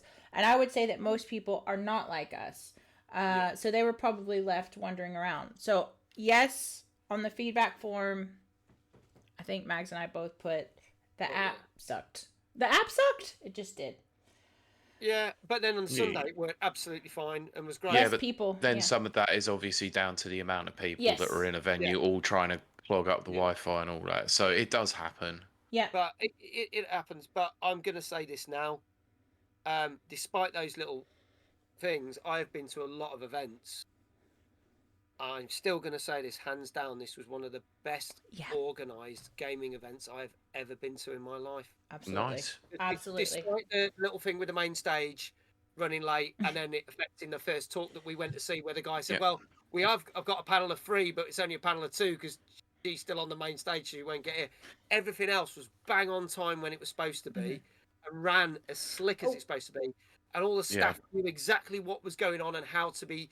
There was no one that you'd go up to and go, oh, where'd you do this? And they'd be like, oh, I don't know. Like most And the layout and the map, or the signage to get you there was spot on. Spot on. So, yeah, I wholeheartedly recommend it. For people who want to go to the one in America, it's in San Diego in September. And then they have announced that they've got a contract for 3 years with the Netherlands. And they've already stated it will be back at the Ahoy Centre back in June next year. Dates pending. But allegedly, it's either for 2026 will either be at Ahoy or go back to Amsterdam. But we're waiting to hear about that. But it will stay in the Netherlands for the next 2 years. Yep. Nice. But speaking about other well-organised events, let's talk Timeless. Go on then.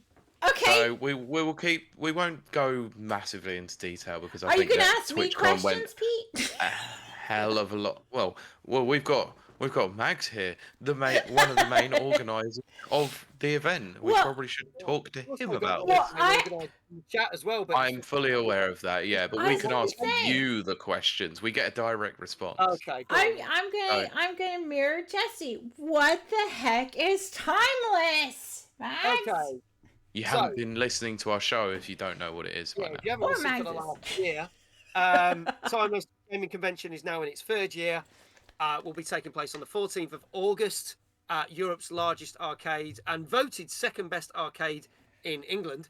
Really should have been the first. What came first? I don't actually know. I tried to look that up, I couldn't find it, but it's still Europe's largest best arcade, and that's the best thing, which is Arcade Club in Bury in Greater Manchester. We basically take over the whole venue for a day. And not only does it mean you get access to all 4 floors of over 400 machines, not only retro, but also the latest arcade machines, Xboxes, Nintendo Switches to play. There might even be some PlayStations this year, they've hinted at, this year.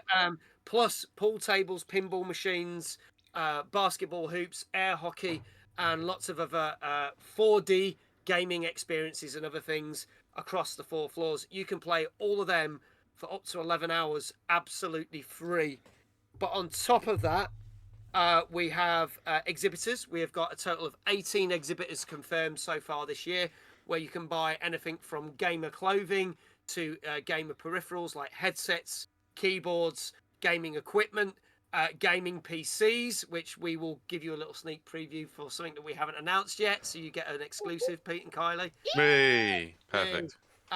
We have got Funko Pops, D&D gaming, everything from Pokemon to Warhammer, and gaming magazines that you can buy.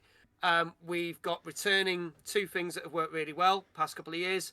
Our tabletop gaming area with our friends Geek Retreat, so you can play the latest tabletop games and try them out before you buy. And Nice. we've got our bigger and better indie game area run by our friends at Debug Magazine, who are going to former guest. We've had them as guests.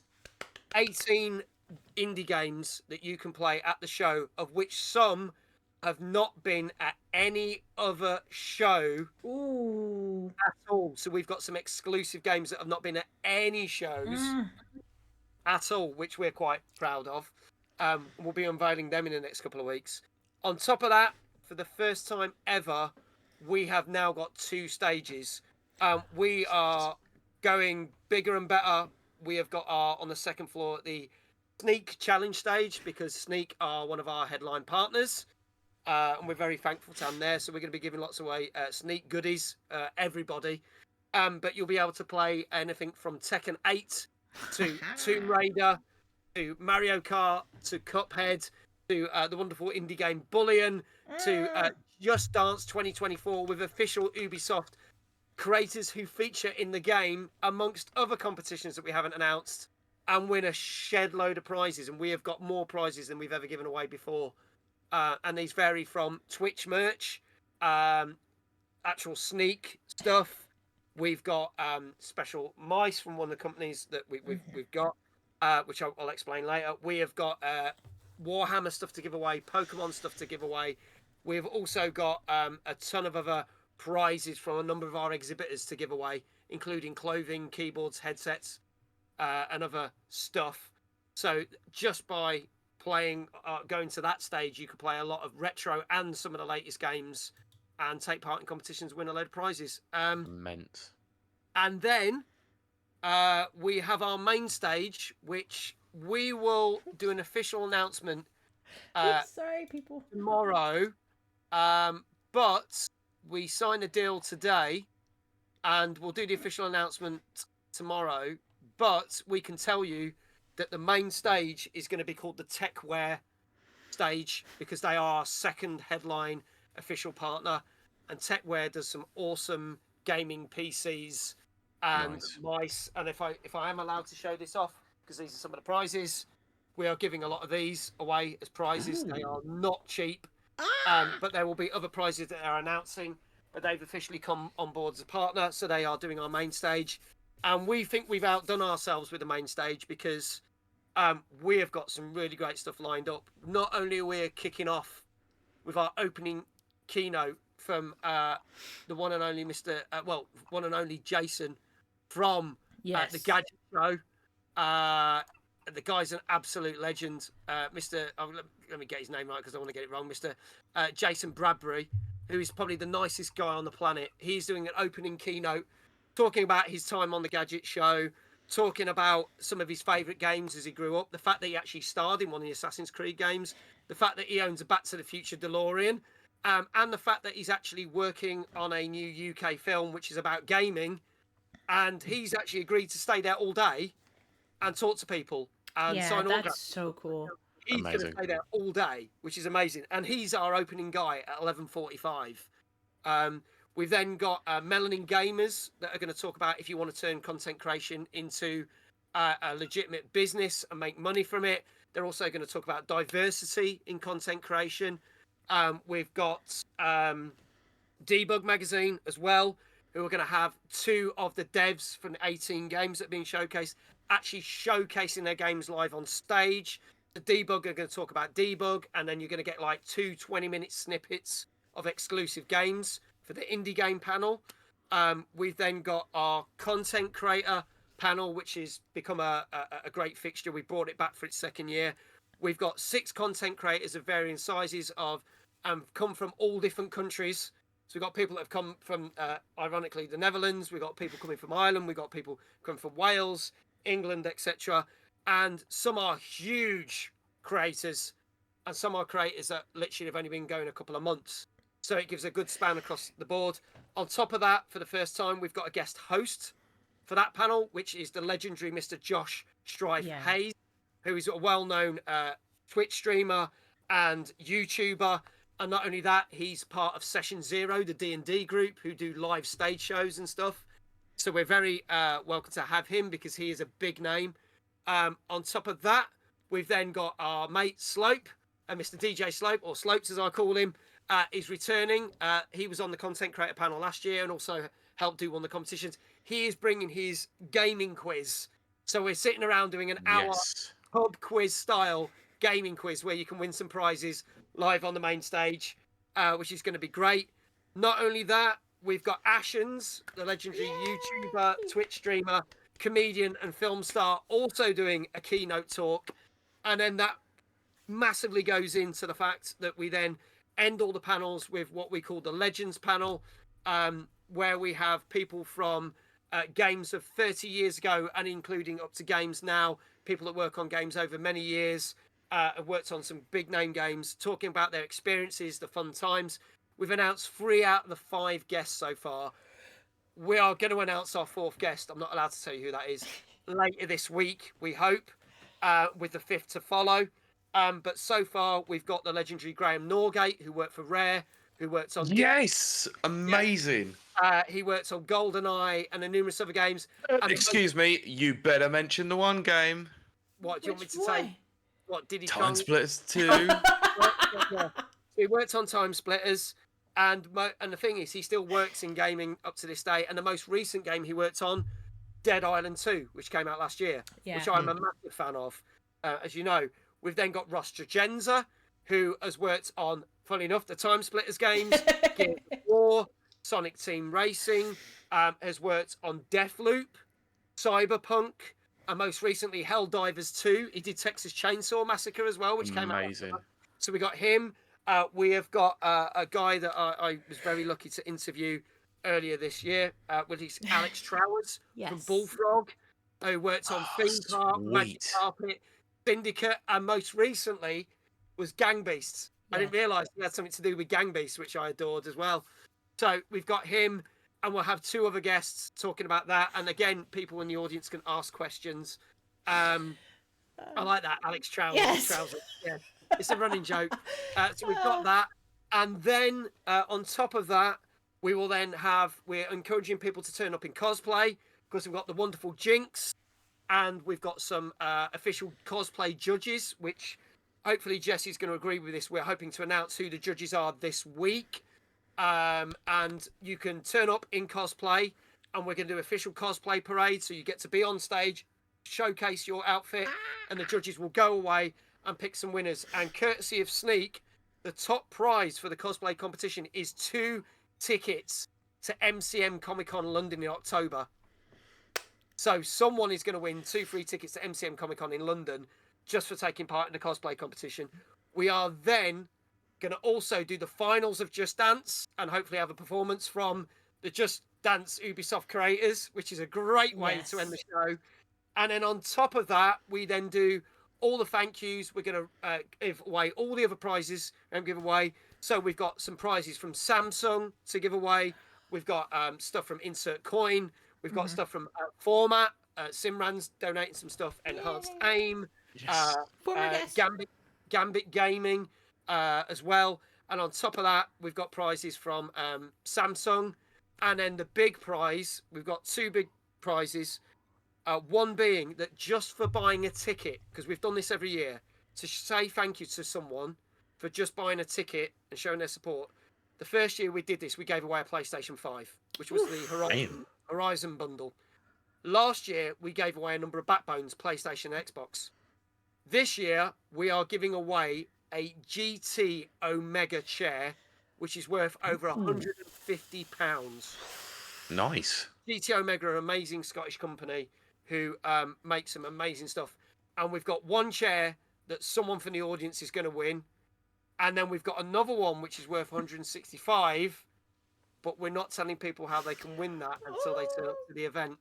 But we will have one of those chairs for people to check out, and it's going to be signed by all the content creators, because for the first time ever, we have got our very first content creator lounge run by our friends at the Gamer Guide, where they're going to be running some crazy games and quizzes in there.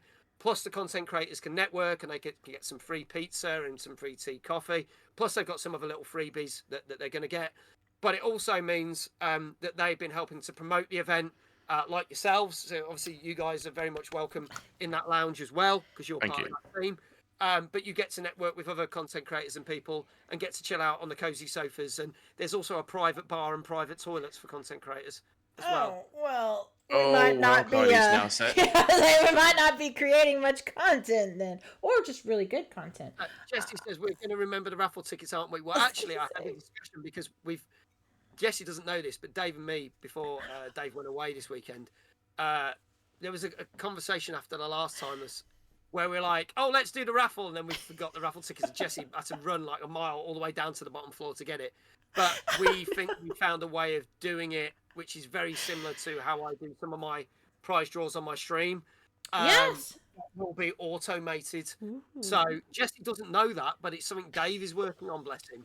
And we think that means it's going to save on raffle tickets, so we're not going to have to dish out raffle tickets or people Nice. are not going to have fiddly raffle tickets or lose them.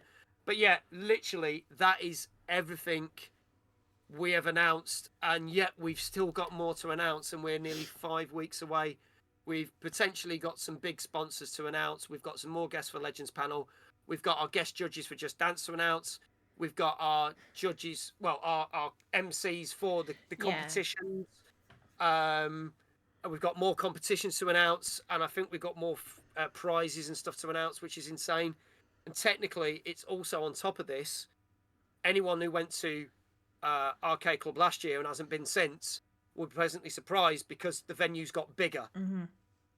And ironically, I thought I'd seen all the work that they'd done because now we've got this content creator lounge, which wasn't there before. We've got this now new main room where the exhibitors and the main stage are on the ground floor, which we didn't have before. The ground floor room is getting bigger as well. The one that you originally walked in, which is like the smallest room, is now even bigger, and they're chucking even more machines in there. And I think that they're about to finish the work in the next 2 weeks. So now the venue holds even more people than it ever did before. And I believe there's certain other things like the bar on the first floor is a family-friendly bar where they're going to start serving popcorn and other sweets. And like you can't get beers, but you can get soft drinks only. Right. But it's geared towards kids and stuff, which is a family-friendly event. That's a great idea. You've got your bar on the second floor, which is normal and serves everything. And then you've got your restaurant and bar on the third floor, and that does all the food. And again, this is something we strive for. And again, kudos to Arcade Club for doing this. The food and drink is very reasonably priced. Mm-hmm. If you buy a beer, it's only going to cost you something like £3.50, £4.50. Certain spirits are cheap. And if you buy a burger or a hot dog or nachos or pizza, it's only going to cost you like between £3 and £4 instead of a tenner. Now, the food is very reasonably priced. I am not going to go broke going up there then, sweet. but You're not. do you want to talk about the VIP tickets? Speaking of food, because Pete and I have that, so we got a voucher to get food as well, I believe. Yes. Correct me if I'm wrong. There are only 7 days left to get your VIP tickets. We have sold over 3/4 of the allocation. So Damn. That's 75%. I know. So either one of two things is going to happen. The last 25 tickets are going to be sold in the next 7 days, which I think is highly likely. Yeah. Or we're going to be close to selling out. We have sold nearly double the amount of VIP tickets compared to last year. And not only that, I can tell you that last year there was over 50 quid's worth of free stuff in the goodie bag. There is over 70 quid's worth of free stuff in the goodie bag, and we still haven't stopped putting stuff in it yet. We've still got more stuff to confirm. Amazing. So, a VIP ticket will get you in 1 hour earlier. So normal entry is 11 a.m. till 10 p.m. And I haven't even talked about the after party yet. Yeah. Right. No, save it for another time. We'll save it. But get you in 1 hour earlier. So you get in with the press people, you get in with the content creators, and you get in at 10 a.m., right? You get a limited edition goodie bag, which has got this year's logo on it. So you won't be able to buy this anywhere. You can't even buy it from our merch. So you get that. You get a VIP lanyard, which if you want to take part in any of the competitions, you throw up in the air when the judges say, who wants to take part in this competition? You get on stage before anybody else. So VIPs get first punt at the competitions, whether it's Mario Kart or Just Dance or whatever. On top of that, you get a free lunch token. Now, if you're lucky enough to be in the content creator, you're going to get some free pizzas anyway. But if you don't get that, you can either use it as a lunch voucher or a dinner voucher, and you can either get nachos, burger, a pizza, or a hot dog free of charge on us. You can get 10% off all our merch. We've got a limited edition merch for this year only, which is only available up to 2 weeks after the event has closed. But if you order it now, you'll get 10% and you can pick it up on the day and wear it. And we had people do that last year. And there's the merch that we always sell, that we will always have. And on top of that, in the bag as well, we have some Into the Spider-Verse gaming figurines, which apparently are quite rare now, courtesy of Zotek. We have a copy of Debug magazine, which is a great indie game magazine. Yeah. We have, and I forgot to mention this, the host for the Legends panel is editor of Pixel Addict magazine, Mr. Paul Monahan. So there's a copy of Pixel Addict in there as well. You will be getting one of 4 special sneak shakers. So different people will get different coloured shakers in their bags. I need to say something about Sneak Rack really, really quick. I did not know this, and I told Max this earlier. I'm not a person who can have energy drinks because they're not good for your heart. Guess what? Sneak does hydration packs or something. Yeah, so which is amazing. In the VIP bags, we will give you a random sachet of one of the energy drinks. Yep. But we're also going to give you a random sachet from 8 different flavours that are giving you of the hydrate drinks, which are basically like a form of like Lucasade thing. So it's not necessarily energy drink, but it rehydrates the body. We use those at the gym. They're very important. Yeah. So if you don't like energy drinks, you get a sachet of the other one as well. On top of that as well, and if I'm going to show these off on camera if I can. Good Danker. I see that. I see what you did. To get, I hope I've got them. You will get one of 2, courtesy of Insert Coins, in badges. Nice. So somewhere, this one says "I need more sleep" with a little Nintendo Switch on it. Yes. And this one has a map on it says "Doing side quests is my main quest." Yes. So you will get one of those badges, 2 badges in your VIP bag. That's amazing. And as I said, there is more stuff to announce, but that is over 70 quid's worth of free stuff. On top of that, when you even just walk in, Sneak Energy are going to give you a free Sneak drink as well. So there, and there's also other stuff in the Content Creators Lounge. There's some special free limited edition Assassin's Creed iced coffee in the Content Creator Lounge, and there's some other Sneak drinks in the Content Creator Lounge. So if you don't drink iced coffee, is there an alternative? Yes, there is normal coffee. If you don't drink coffee, is there another alternative? There's going to be tea and water also. There you go, Pete. You can have tea. Plus, there's also the private bar, so you could also get soft drinks and other stuff at the private bar. Go. Well, I'm pretty set then. The private bar is a paid bar. Just going to state that in the Content Creator Lounge. But we are doing free tea, coffee, limited free drinks in terms of Sneak and this controlled coffee. It's amazing. We're giving away pizzas, and then there's tea, coffee, water on tap. Okay. So there's all that. So yeah, there's. Sorry. Has the wind up toy run out of energy? Not yet. So do you want to keep going? We'll keep going. Is there more? Keep going. Absolutely. So when we close the main stage down at 7:00, because the Sneak Challenge stage runs from 12 till about 5:30. The main stage runs from 11:30 to about 7:00. We then close all the exhibitors down, and that allows them to pack up and go. And then kicking off back on the Sneak Challenge stage, we have got an opening DJ set from DJ Slopes himself. I can't wait for that. And we have one other thing to announce after DJ Slopes, and that runs from 7:00 till 10. So all the machines are on. It's just the main stage room that will be closed. So the indie game area, tabletop game area, that will close down. But the 4 floors of consoles will be on. The bars will still be open. You can get food till about 9:00 at night. The Content Creator Lounge will also close after 7:00 or so, 8:00. But you can play all the games you want and go onto the dance floor on the second floor and have a bop with some retro bitmap tunes and other stuff, and some other stuff that we haven't announced yet. I know, I'm dying. So, any exclusives you want to drop? Yeah. And then at 10:00, we kick everyone out in a polite, orderly manner, and then they can go off to wherever they may go to have drinks, which we'll decide where we're doing that this year because we haven't decided. So, yeah. And that's all included in the ticket. That's amazing.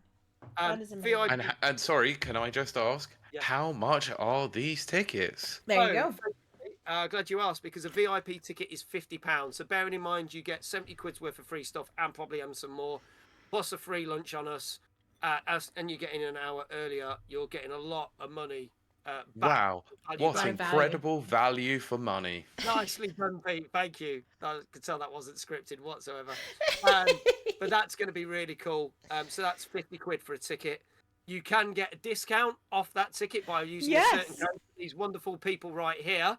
The code is RAPID24. Please use it. You get 15% off. You could pay £42.50 for your VIP ticket and still walk away with 70 quid's worth of free stuff in your goodie Please bag. use the code and make us look cool in front of Mags, please. I'm desperate to look cool in front of Mags. I don't think last week did it. I'm still not cool in his eyes, so you know. Not until I sell enough tickets. If the VIP ticket is not something that takes your fancy, we do standard tickets, which are 20 quid. Yes. Again, you can get discounts off them. Which is amazing. So you could literally get a ticket for 17 quid with the 24. So I was going to say, does our code still encompass that as well? Still valid, so you get pay 17 quid.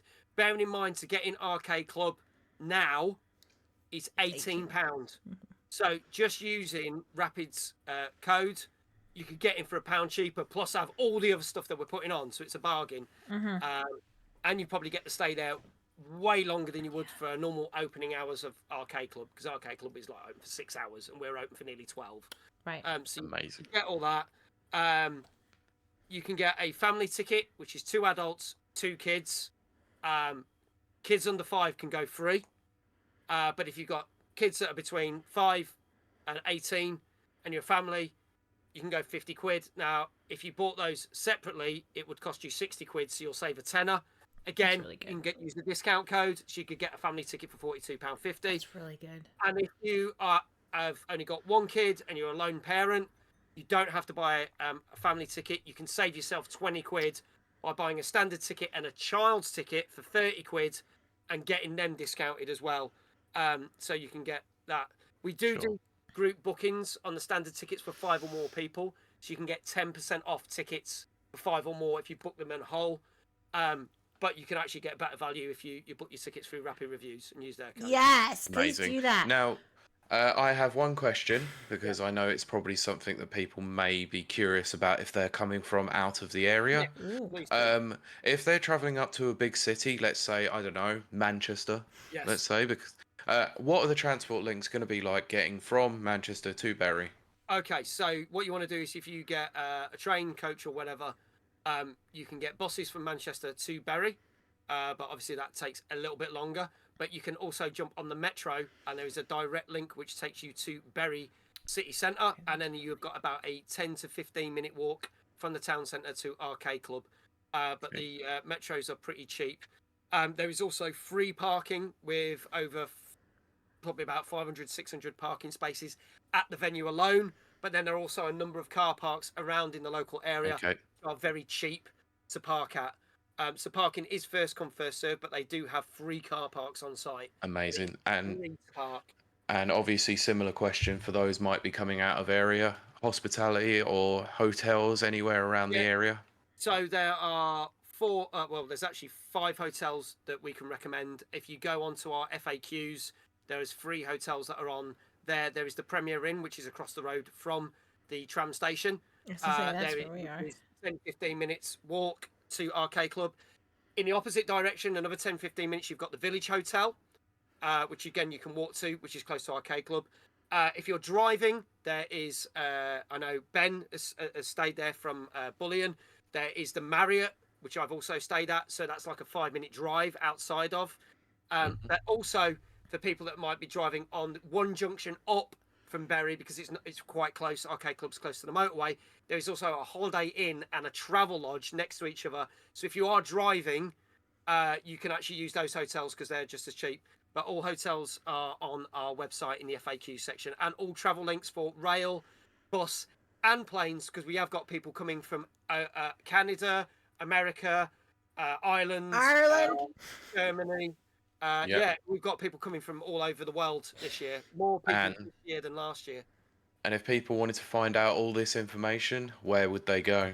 They will need to go to www.timelessgaming.co.uk. That is www.timelessgaming.co.uk. Which Pete will put in the show notes. I was just about to say I that, know. Kylie. I knew that was coming. Yeah, also the code will be available in the show notes as well. Remember, Rapid24 for 15% off. You have 5 weeks. 5 weeks. Yeah. Yeah, and just so 7 people... days for the VIP. There you go. And Nana has now posted that in our Twitch chat as well. So much, thank you, Nana. And just so people know, Pete and I will be there. We're still discussing the details of what we're going to do, but it's probably going to be a live show in some capacity. Very similar to our WASD. Okay, can I ask then, is there going to be an area in the Content Creators Lounge where we are able to go and record? No. Possibly, depending on how busy that lounge is. The lounge is not the hugest lounge. I can see it being quite crammed in there. I would say you probably stand a better chance at one of the tables at the back end of the restaurant, because the restaurant's quite big. Near the restaurant bit of the bar, it's quite busy, but I think if you pick your time, you might find a nice quiet table at the Perfect. and be able to do it. All right, well, this is an open call out to anyone who is attending the event. If you do want to come and join us and talk about Timeless, you might get attacked by us. You might get inundated with some requests. Feel free to come and collar us and come and join the podcast and talk about how amazing Timeless is going to be. And I will be wearing the shirt that I did wear on here a few months ago of my digital shirt of Mags's face. And then it also says #1 fan girl. And then sometimes it says Rap Reviews, but sometimes it switches back to Mags sometimes. face. Only sometimes. So you should be able to find me and Pete very easily. And we will be accosting people. Yes, but also please check out the Twitter or X, whatever you want to call it, account, RR Radio Pod, and you'll see what we look like in case you don't actually watch the show. If you're just a listener and you've never seen us, then you can check that and see what we actually look like, what we're wearing on the day, and you can come and find us that way. I actually forgot. We have a whole lot more listeners than we do watchers. And I remember them. Thank you. I know. And some of you will be there. Yes, I will be the nearly 6 foot tall blonde wearing a Mags t-shirt. Digital t-shirt. Pete is actually taller than me. And he's Pete. Yeah. There or thereabouts. I'm the person that you can't see standing on stage because I'm so short. He's not, though. But you'll be able to hear me from the other side of the building because I'm that loud. He will especially when I have a microphone. Well, he will be the very handsome man on the stage who also looks like the handsome man on my t-shirt. Brilliant. That's what you get when you come on this show. Max, one more time for those who didn't hear you at the back. Where do they find all of this information? Go check it all out at www.timelessgaming.co.uk. Excellent. Thank you very much. Well, we're going to wrap up this portion, but we're going to still stick around for our post show, which if you're a listener and you want to check out our post show, please join us at www.twitch.tv/rapid reviews. Where you can you can also find the pre and post show on YouTube once it is uploaded at the same time as the podcast goes live. P has started doing that. Oh yes, Big Jesse also will be there. He says not to put people off, but come on. I put that it's the best part of the show, having Jesse. There you go. To be fair, I will be very unbiased. Believe it or not, I am being unbiased. Big Jesse will be there taking photographs. He is an amazing photographer. I'm going to say this now. I'm going to shout him out now. If that's all right. He did a phenomenal job last year, and he had amazing. Running around, not only covering everything, but he's got to get up and down 4 floors of stuff. Yeah, the photographs from last year's events were absolutely incredible when I checked them out. The photographs of Mags are amazing. I was going to say, he biased. Yeah, a little bit, but I don't care. He does a heck of a lot of work behind the scenes. He is the guy responsible for the website. Yes. And a lot of stuff. I just throw the stuff at him and say, can you do that? And he gets it up and he makes it all look as amazing as it does. And I want to shout out a big shout out to Jesse, because we are a very small team of people, 4 people. And I'm going to put this out there that in kind of the packing order of who like does the most work, it's kind of like me and Jesse are like yeah, up, and then the other 2 people are just underneath that. But Jesse works his arse off for us, and I very much want to say I very much do appreciate what he does for us, because there's a lot of stuff that we couldn't do without him. So thank you, mate. Appreciate everything you do. Whoop whoop. I second that. Buy the man a drink when he's at the event. Just to say but water, because he doesn't drink. Yeah, he don't drink, so doesn't matter what drink like it is. Pete, just buy Pete him a doesn't drink. drink either. I'm going to buy him a couple of burgers, because last time he was like, I think he said when he was there, he went, I bought this, and this, and I only spent £8, and it was like 3 lots of food and some drinks. So I was like, right, I'll just buy a load of burgers or hot dogs for him or whatever. Nice. Like, bunless, again, because he doesn't eat the buns, but bunless. Oh, that's right. Yes, Jesse and I both have digestive issues. Different ones, but similar. So yes. Thank you so much, Nana. Thank you. I'm going to hydrate, actually. I'm going to grab a drink. Yes, you do that. While we wrap up this portion of the show. I have a lot to talk about, but Pete, I'm going to start with you and then move to Mags. Cool. Pete, where else can they find you and other things that you do in social media and stuff like that? So I mostly man the podcast Twitter, which is sort of goes inactive sometimes, but that's at RR Radio Pod. But I do another podcast that's usually every 2 weeks, but has been on a bit of a hiatus recently because scheduling issues. It's the Never Watchers podcast, which is a movie-based one where we cover MCU and other films. So we're hoping to return next week with June Part 2. The film has been watched. We are ready to go. We're just waiting for scheduling to be done for the people. So, check back next week. We should have the episode out ready to listen to. Other than that, you can hear me on this show and occasionally guesting on other podcasts. Excellent. TBC, let's be honest. Mags, I'm going to move to you because I think I'm going to do a little bit of a spiel about myself. So, Mags, where else can they find you? So I am normally on Twitch from Monday to Thursday at 9 p.m. UK time. You can find me playing the latest new games Monday and Thursday, whichever's come out. This week we have got a very special sponsor stream that I'm not allowed to announce until tomorrow, so you'll have to tune in to see that. We've not done a sponsored stream like this since January. And then on Thursday, oh my life, do you think I can actually remember what new game? Oh, it's going to be Angerfoot. I was going to say, I know your schedule. Yeah, I don't know my own schedule. I helped bloody create the thing. But yeah, playing Angerfoot, which comes out actually on Thursday, which I can't wait. We've talked about on this show. Well, we talked about at WASD, all 3 of us. So I'm very looking forward to that. Can't wait for that. Tuesdays are Tuesday night gaming chat, where we talk about all the latest gaming news and reviews, and we've got lots of games to talk about. And our guest is a gaming dev who featured on our official Twitch meet, which is a game called Pithsy, which is an open MMO game that came out recently. So the devs are our guests on that show. And then Wednesdays is community night, and we're doing our monthly Fortnite private server thing, but we're also doing Dead by Daylight, which we haven't done in ages. Oh yeah, that's right. And a few other games. So come and join us if you want to play a bit of Fortnite. But that's what you can get from me: the latest new games, some community games, and a cool little talk show that we like to do. So there you go. I can't recommend it enough. Kylie, do you want to plug your stuff? So I went to TwitchCon, in case you didn't know. I'm shocked. I know, right? But it gave me a great blueprint, we'll say. And of course, I picked Mags's brain to death and stuff. So I will start streaming regularly Monday, Wednesday, and Friday. Now, those are each going to be separate kind of themed days, at least for the foreseeable future. Monday, I'm very excited about tomorrow because I will be streaming Hitman. And I'll have drops are gonna have freaking drops, people. I'm very excited about that.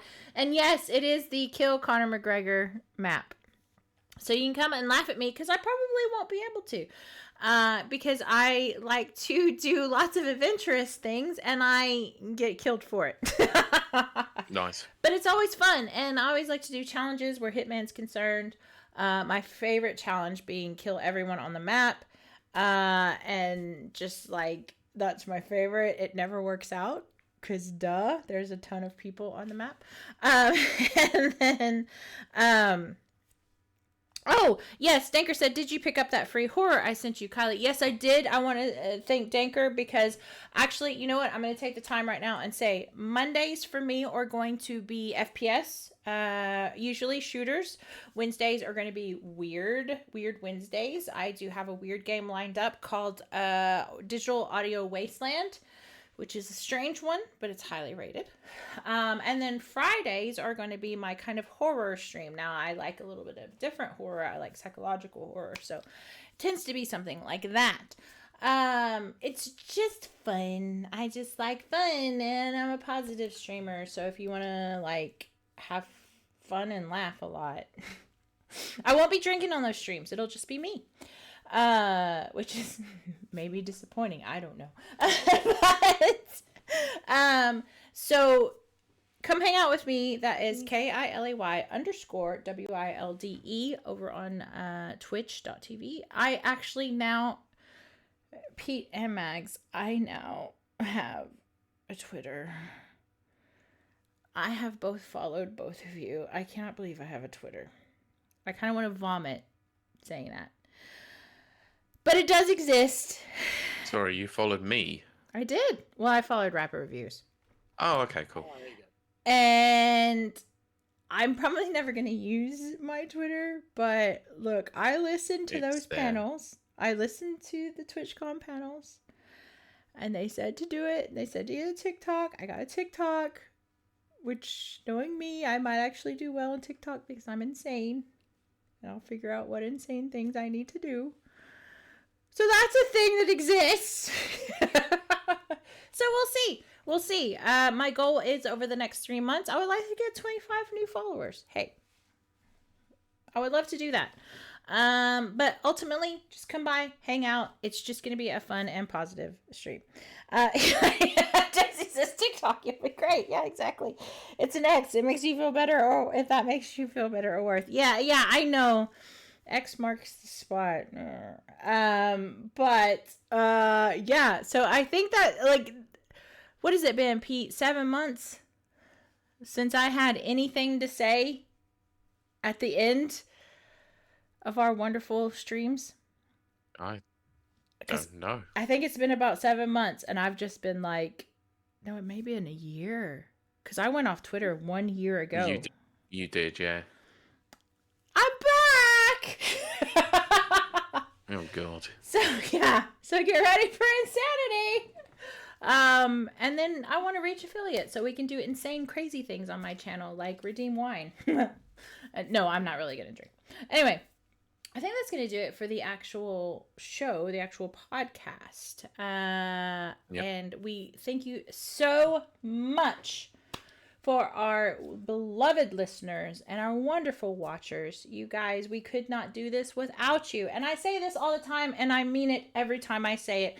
You could choose to spend your time with anyone out there. And the fact that you choose to spend your time with us means the world to us. Not a joke. So thank you so much. And we will see you and talk to you next week. Bye. Bye. Thus ends the podcast portion. Nice. 3 minutes to spare. Nice. Yeah, I did really well. So all right, now give me this 1 is the second. post-show. I'll be back. While Pete does his thing. We have like nobody left. But yes, I do I really do want to try this. I'm going to try it for 3 months and see what happens. Try streaming for 3 months and see what happens. Give it a while. See how you go. Yeah. I think you learned a lot last weekend as well. I did. I mean, I think, Mags, you had 8 pages of notes. I had very similar. and I've only just started to implement things. I've got to go through it bit by bit, but there's so much stuff.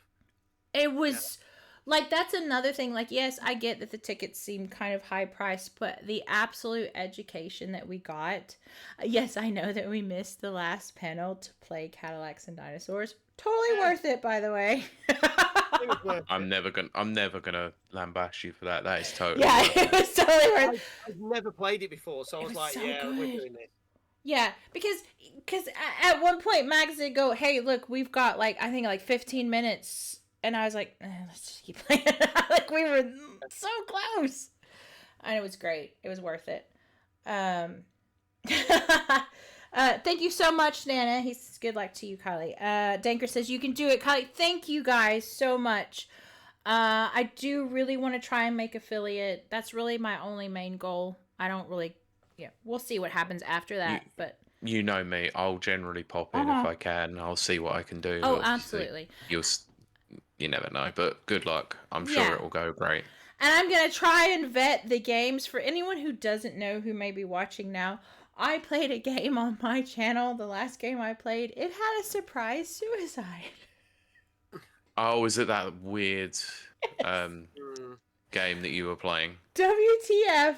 I don't know what. And then Mags and I saw the booth for the creators. They were there at TwitchCon, obviously. I had to avoid them. I was so put off by that. Like, if they had warned me, I'd probably be okay. But they did not warn me. They did not warn me. No. Never seen the game before, but... no. Weird. I was just like, what? Very strange. But, and also, thank you so much, Nana. It's a great episode. It is a great episode because we talked about Timeless. And Ned, it was a great episode because I shut up most of the time. No, you did not. You did very well. You asked all great questions. Nice probing questions. Nana, I do hope you're going to be there for Timeless. Danker, you're going to be there, right? I assumed you are. I just assumed. Yeah, Nana, if you are going, please let me know, obviously, about your travel arrangements and please use our code because you're the only one that will use our code. And then Max will think I'm cool and maybe he will want to hang out with me. Because he didn't already do that last week, right? Yeah. But no. Oh, hello, Flame. Hello. How are you doing? You've caught us right at the end. We spent there is a VOD. You can go back and check it. Yeah, we spent the last 30 minutes talking about Timeless. We're all very excited for Timeless.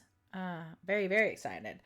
I cannot wait because there is a lot of people. It's funny because I've met a lot of people this year from WSD to Debug, all of that, and they're all going to be at Timeless, and I'm just like, it's like, so excited. Do you know what? This was the nice thing.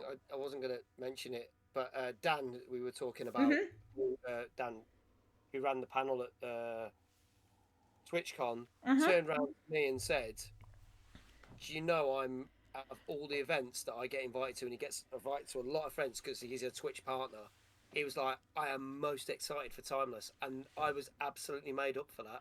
Yes. It meant a lot that he said that. I praise. I was standing there, and that was literally almost the first words out of his mouth. After he said, hey, Mags, because Mags spotted him. I was like, because I don't know anybody. And he went straight over to him. Dan was just like, hey, Mags, oh my gosh, blah, blah. And that was, boom, the first thing out of his mouth was, I'm so looking forward to time. Of all the gaming conventions, that's the one I'm looking forward to. And yes, Flame says, am good, hope you're doing well. Thank you so much. We're doing very well.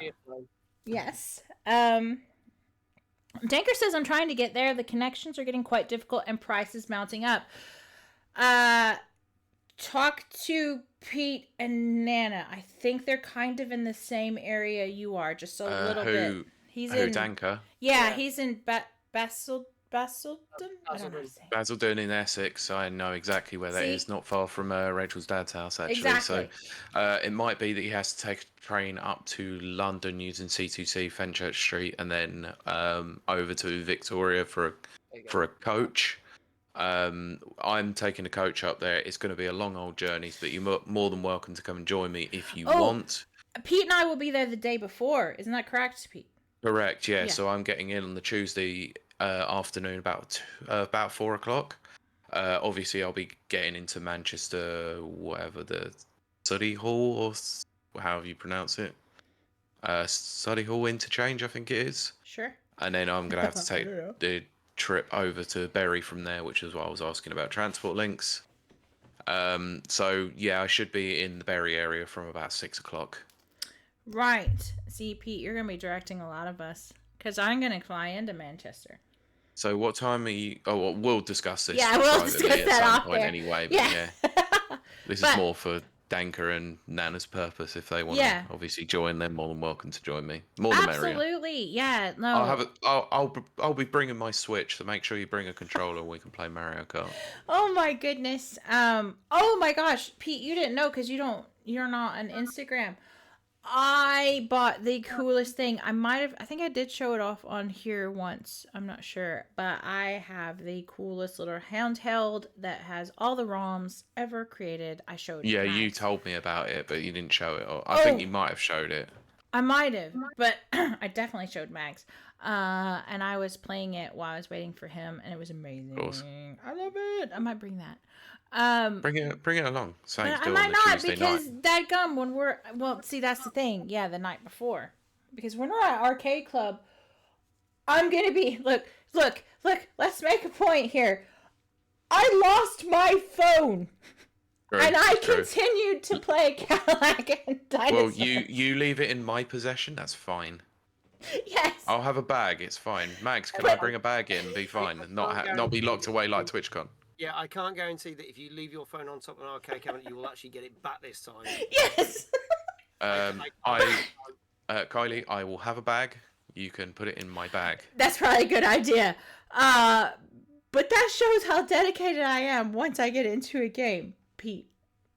So we're going to be like... Now, we do need to be interviewing people as well. Oh, yeah, of course. I'll be bringing the old mic like I did last time. Yeah, absolutely. Even if I carry around the boom arm, I'm literally just holding it like that. Just it's gonna be great. If you're listening to I guess you'd be watching this at this point, and you're going to be there. Do not feel intimidated or whatever. You can come up to us, or we may come up to you. We may interview you, but I promise, me and Pete are very just like chillaxed. We're just like, we just want to get your opinion on things. What are you talking about? I come up and call people arseholes. No, I'm joking. I'm not really like that. He's not like that at all. No, I'm the world's biggest arsehole. No. It's just merely projection. That's all it is. We are going to be messing with, yeah, exactly. Big Jesse says the hyperfocus is real. Right? My phone was gone. And I was still like, Max, my character died. And I brought him back to life, and I was like, Max, keep playing. I'll be right back. Give a shit about the phone, really, and the fact that all the money and everything's on it. Just wanted to complete Cadillacs and Dinosaurs was Kylie's focus. Nice. 100%. Yeah, Danker, if you're dealing with your travel arrangements, feel free to give me a message on Discord and discuss anything. We'll let you know. And yes, I am stealing that off you. I was gonna say Pete loves spawn waves. There might be a theft. I'm sorry. Crap. I was about to say I would be in some Rapid Reviews merch. No, I'm not. I'm literally going to be in the same t-shirt I wore on Rapid Reviews that has Max's face on it. I also have some other surprises up my sleeves, literally.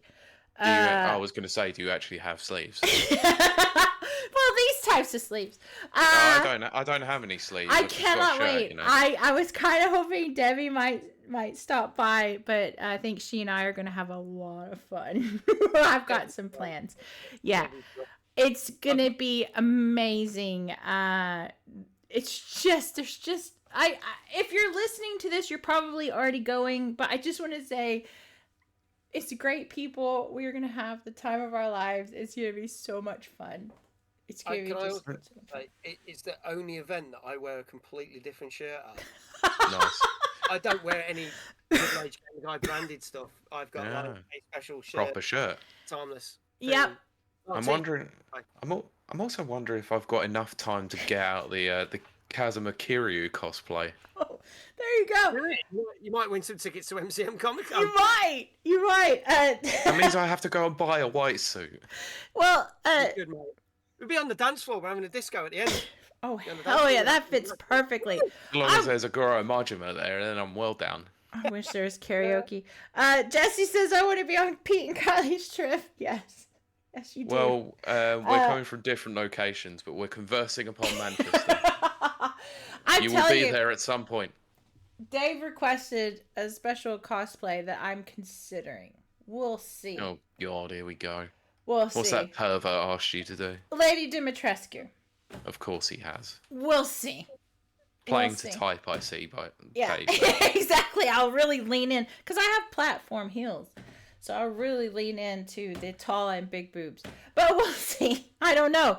Because I might just be having too much fun, you know? I want to play games. Yes, I'm cosplaying as a professional photographer. Yeah, and I'll be cosplaying as a wannabe podcaster. Oh my gosh. I'm cosplaying as a professional short loudmouth on stage. I knew I could predict all of that. But I do want to say, we said it on the show, but I'm going to say it again. Jesse takes amazing photos. Yes, he takes amazing photos of Mags, but he in general takes amazing photos. So if you happen to get caught in a Jesse photo, I think you'll be quite impressed. The only way he gets my attention is like a child, you know, put something above the camera. It's like, look over here. Look! Look at the birdie. Look at the birdie. As long as they're in focus and of Mag, then Kylie will think it's amazing. They don't even have to be in focus. That's the thing. Jesus, okay. It's the out of focus ones that do the most damage. Guys, you should see my iPad and my phone, okay? Oh, God. Max has seen it. It's become a shrine. Yeah, it's digital shrine. Yeah. Fucking hell. It is true. It is true. There are photos that will never see the light of day. Put it that way. No, it's going to be a lot of fun, ultimately, and we hope to see everyone there. It's going to be great crack, as we say here. I have to be careful when I say that because people look at me kind of weird, but that is an Irish thing. It is, yeah. Crack just means fun. Good fun. Yeah, good exactly. Just good times. Let the good times roll, and I do love a good crack. Love it. Yeah, exactly. Yeah. Big Jesse says I've got some of those of Max.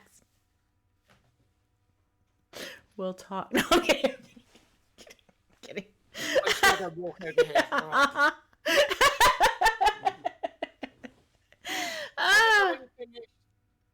Poor Pete. Pete, can you believe though? Pete and Max, can you believe it's been 1 year? 1 year since Max was very first on the show. Okay. So that was good. It's been 1 year. There you go. 1 year. Thank you for having me back, by the way. Greatly appreciate it. Thank you so much. You're more than welcome to come back anytime. You can take my job if you really want. But he did that. I've got enough to. I know, exactly. No, you don't. You clearly don't. You're not stretched far enough. Oh my goodness. On top of running this. Oh my gosh. And the Twitch, Manchester Twitch meetups, and something else that I've got a very big meeting for tomorrow, which I'm not even allowed to talk about. There's something else that I'm going to be involved in. Yep. Max has his, well, that was going to come out wrong, but I was going to say fingers in a lot of pies, but you know what I mean. That was not. No, that's the correct. Yeah, he's got a lot of fingers somewhere. Not answering that. You really want to see those fingers. Keep those hands above the table, I'm please. not commenting. This In is frame, not happy all hour. times. This is not happy hour. I am. Jazz hands. I'm being so good right now. But yes. But as a last kind of, I was going to say ditch effort. That doesn't sound right. But yes, anyone who is out there watching, come hang out with us. It's going to be fun. It's going to be so much fun. Like, I like so much fun. Even without me drinking, but I will be drinking. But without me drinking, it's gonna be fun. But I will be drinking. And, Big Jesse says, I think I'm done. Yes, we are just about 5 minutes away from the end of our show. And everything. Do you want to throw anything else out there about Timeless, Mags? Don't know if I missed anything, Jess. I don't think you've missed anything, but I yes. even revealed that we're going to do a big reveal and told you that it's to do with Neckwear, but we haven't said what they're doing. But we'll explain that. I'm very excited. Very excited. I think we covered everything. Jesse will tell me if I missed anything. It's quite a lot to talk about. So yeah, it was a lot, and I do hope that was our whole goal, was to let you just freeform jazz, throw it out there. A lot of emails to send out very soon as well, because we've got some more content creators that have been accepted. So I've got lots of work to do after this. So, that's going to be fun. Bless him. Jesse's been working on that all day, and then I have to do the night shift for it. So can you say who's on TNGC this week? Oh yeah, so didn't you? It's the people who made the game Pifsy. That's right. Okay, yes. So for anyone who doesn't know, Mags and the crew, which is Kelt Brenny and Lisa Paranormal, they're doing the Twitch meetup, which is effing amazing. Oh wait, I can cuss. It's fucking amazing. I obviously was watching.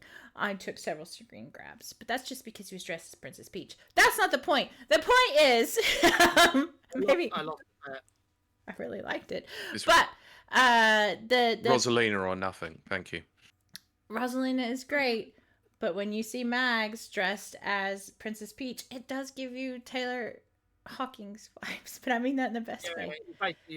I was going to say, hopefully still alive. Yeah, I know. I said it to Mags. I was like, look, I mean this in the best way, and I mean alive. I literally told him that, Pete.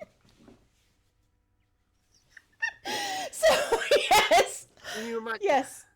I'm not even going to make a joke, because that's just so wrong if I make a I joke. know. I mean, I made a joke. I know, but knowing me, I'd say something that's a lot worse, so I'm not going to do that. Just do it. But we're in the post show now. I mean, that's true. Play the drums like this.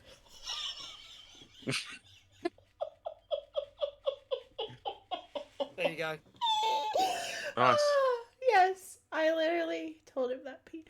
Anyway, what was I saying? Oh, yes, the Pifsy. Now, the funny thing is, and I mean this in the best way, I'm American, so the accent got a little bit mistranslated, and it did come off as pissy.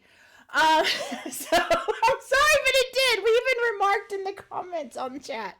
But it's Pifsy. They were so nice. In their little interview section, and the game did look really good. So yes, I'm gonna say tune in to TNGC. I'm gonna say that anyway, but I'm also gonna urge our listeners and watchers to tune in, because they were very cool people. I will not be tuning in until I'm able to come on as a guest again. I'm joking. Of course I will be tuning in. I can tell you what games we're going to be talking about. I can tell you some of the games. Yes, do that. So we got Final Fantasy XIV Dawn Trail. Ooh, nice. The first Descendant that came out last week. Yes, I want to talk about that for sure. Zenless Zone Zero, which is the new game. MiHoYoverse game, isn't it? And we've got the Legend of Heroes Trails Through Daybreak. Nice. Those are some of the games. We might also, if we're lucky, have Once Human, which was a thingy, but the review might drop while we're writing that show, so that might end up getting shifted into the week after. So we'll see, but we definitely got those for the show. Good stuff. We got Once Human merch, so. So for those who may not know, please let us know what time and what place. Oh yes. 9 p.m. Tuesday night. Tuesday night gaming chat. I was going to say something really sarcastic, but then it came out like that. So, so it came out really sarcastic anyway as well. either way, but just less sarcastic than what I was going to say. 9 p.m. on Tuesday on Twitch, UK time. There you go. Boop, boop. For 2 hours. Yeah, we've got 2 minutes to wrap this up. Danker says, yeah, one I promoted in my free list this past week. I do have to say, I know that I'm promoting someone else's Discord. I mean, that you do that quite frequently anyway. I mean, you promote Mags' streams more than you promote our own. Come on. I am a one-woman Mags PR machine. So it's not like we've done 203 episodes and you should be promoting our show. No. Sorry, how many people did you co-opt to try and get on your Twitch stream rather than this actual show whilst you were at TwitchCon? Yes. Well, no, I did. You went with a job. I did tell one person about rapid reviews. But you know what? That was one really good person. Anyway, my point being, go check out Max's Discord. Check out Rapid Reviews Discord. But check out Max's Discord because Danker posts a lot of free games, like a Free Games Friday or whatever. Yeah. It's very useful. I'm definitely incorporating them in my own streams as well. Jesse says, make sure you let us all know when you stream, Kylie. We can get you to... Jesse, do you know how much that would mean to me? Like, that's... Post that in our Discord as well. I will. Like, I don't normally post because I feel like I don't want to encroach on people's... No. It's what it's there for. Everyone is allowed to post in Discord if they are streaming, just like Rapid Reviews posted they were going live, so do it. I know, but I do appreciate that. I will be going live Monday, Wednesday, Friday, 7 to 8:30 because there's no way I'm crossing into Mag's stream. As he well knows. Don't cross the streams. Don't cross the streams.